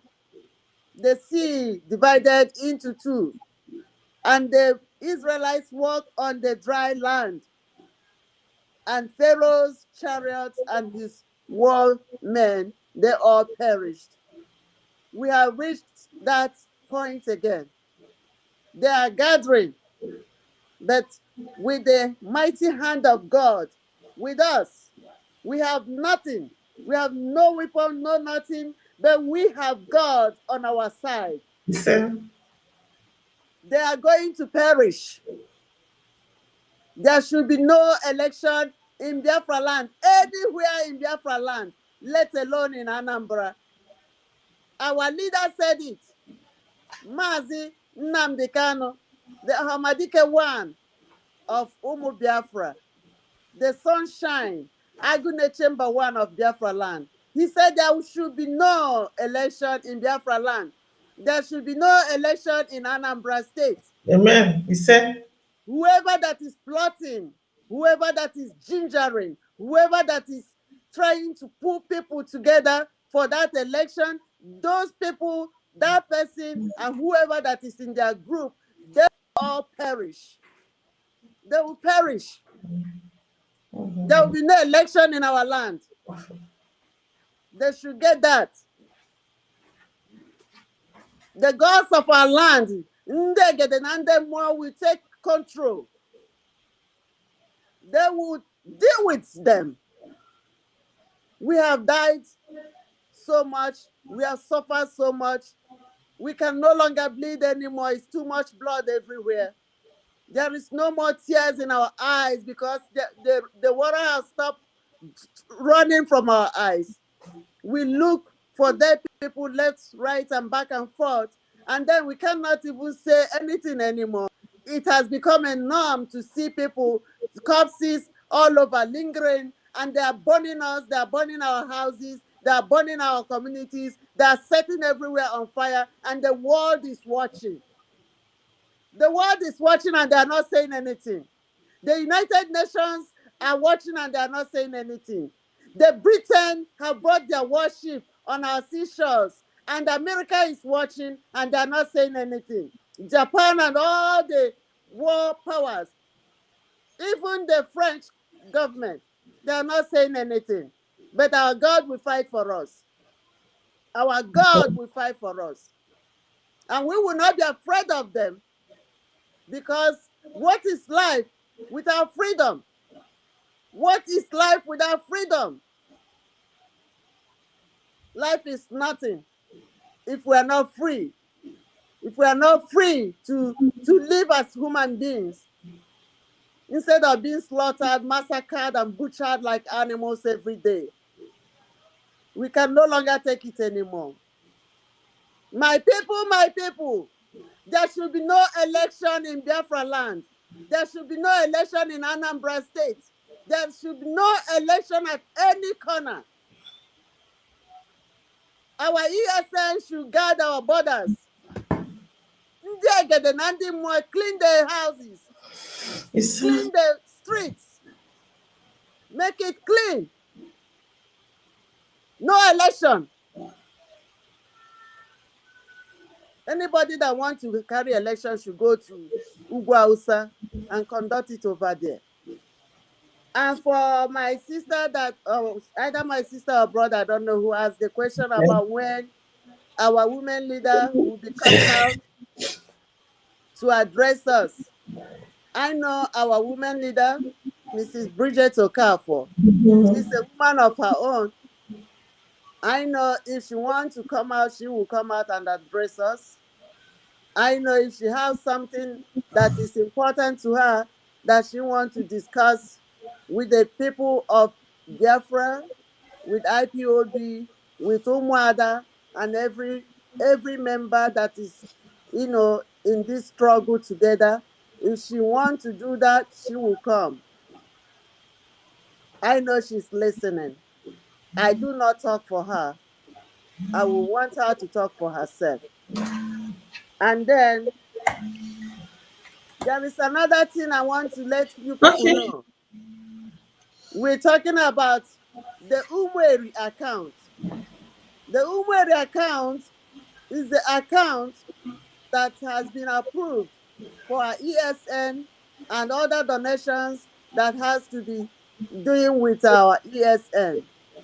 But let me tell you, some people have paid through the online, the www account for the USA, and is getting to the Umweri too. So if you cannot pay directly to the Umweri, and you can pay to the www.theonline.com account for the USA, it's also very good to pay, because I have seen people that paid through that online from my own state, and their names and their amount they paid sent to me, and then we push it to the Umweri account. So if you are trying to do that, I have been a very good advocate of our women account, but something that I had this afternoon, I have to listen very well before I can pursue doing that again, because I am for Mazi Nnamdi Kanu. He is my leader. Anything outside the straight line that he has put to me to follow, I have to answer yes or no before I know what to do. Yeah. So I have to do that. Yeah. And for wait. This is very important. My name is Umuada Rosemary Williams. I am the regional coordinator for Pacific Zone. So if you want to reach out to Pacific Zone, okay. If you want to, join this honorable group that follow directly under Mazi Nnamdi Kanu. Remember, I said the time without number, that if it's not what it is, there is nothing like it works like that. So be sure of where you are and stand with it. And if you need my number, many of you have my number. And if you want my number, and Sister Chinyere can, give it out for you people. So I say thank you so much, my people. Sit at home continues. Of course. Sit at home continues. Of course. And there should be no election in Anambra or anywhere in Biafra land. Thank you, my people. I love Thank you all. So much. Thank you so much. We love you so much. We love you. Hold on. Let Dr. Nelly have an announcement to round up so we can call it a day. Sister Rosemary, you are wonderful. Thank you so much. Thank you. Hello, Dr. Nelly. Hello. Hello. Yeah, just give us the announcement so we can round up.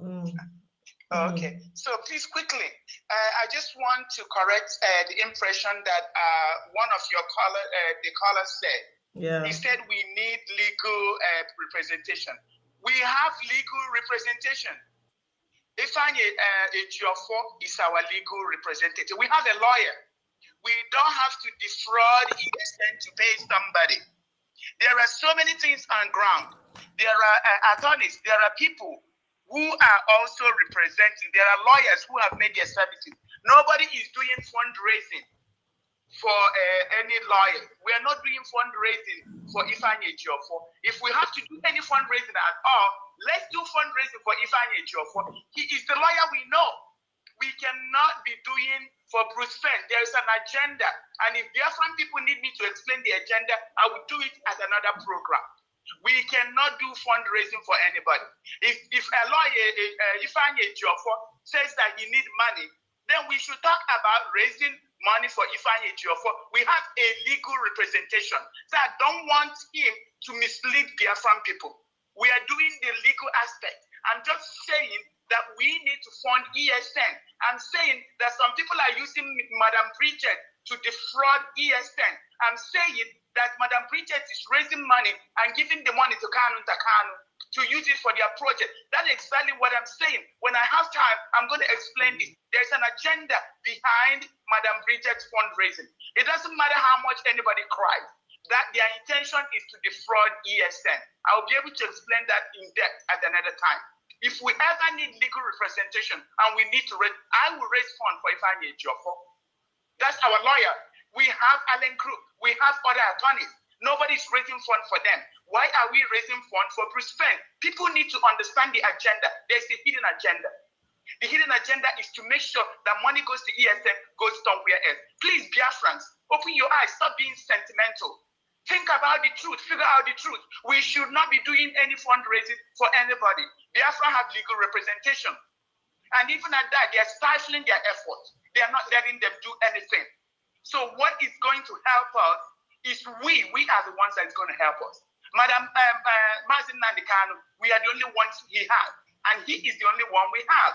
He has our flag in our hand. How do we get our flag? By getting him out of DSS custody. How do we get him out of DSS? By doing the needful. By sitting home. Doing what we need to do.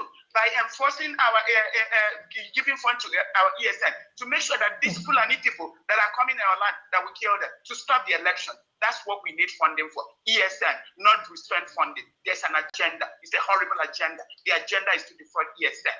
If we need to fund our lawyer, we have a lawyer. We can start contributing for him. Thank you very much. And have a good night, Biafra. Thank you so much. Thank you. Thank you very much. You've heard how with that we're going to round up. Somebody say you cannot watch from YouTube. Are you using the right account? It's Chinwe Achonono if you are looking for the YouTube. And if you have not subscribed, subscribe so you can get alert. I appreciate all of you that have stayed tuned with us till this point, and the people that are watching us from YouTube, Chinwe Achonono, I appreciate you also. My lovely sister. Thank you, my dear sister. Bye-bye. Yeah. Sister, please, if you can, forward me that interview with Mazi Chika Edozem. Somebody wanted me to, send it to. Yeah. Okay, thank you. Thank you so much. Bye-bye. My people, thank you. Bye-bye. I love you, dear friends. I love you so much. We'll see you tomorrow. Yeah, good. We'll have Dr. Nelly tomorrow and Saturday. Bye-bye. Okay. And the people are coming on Monday. Good night. Yeah, we are coming on Monday. Okay, bye-bye.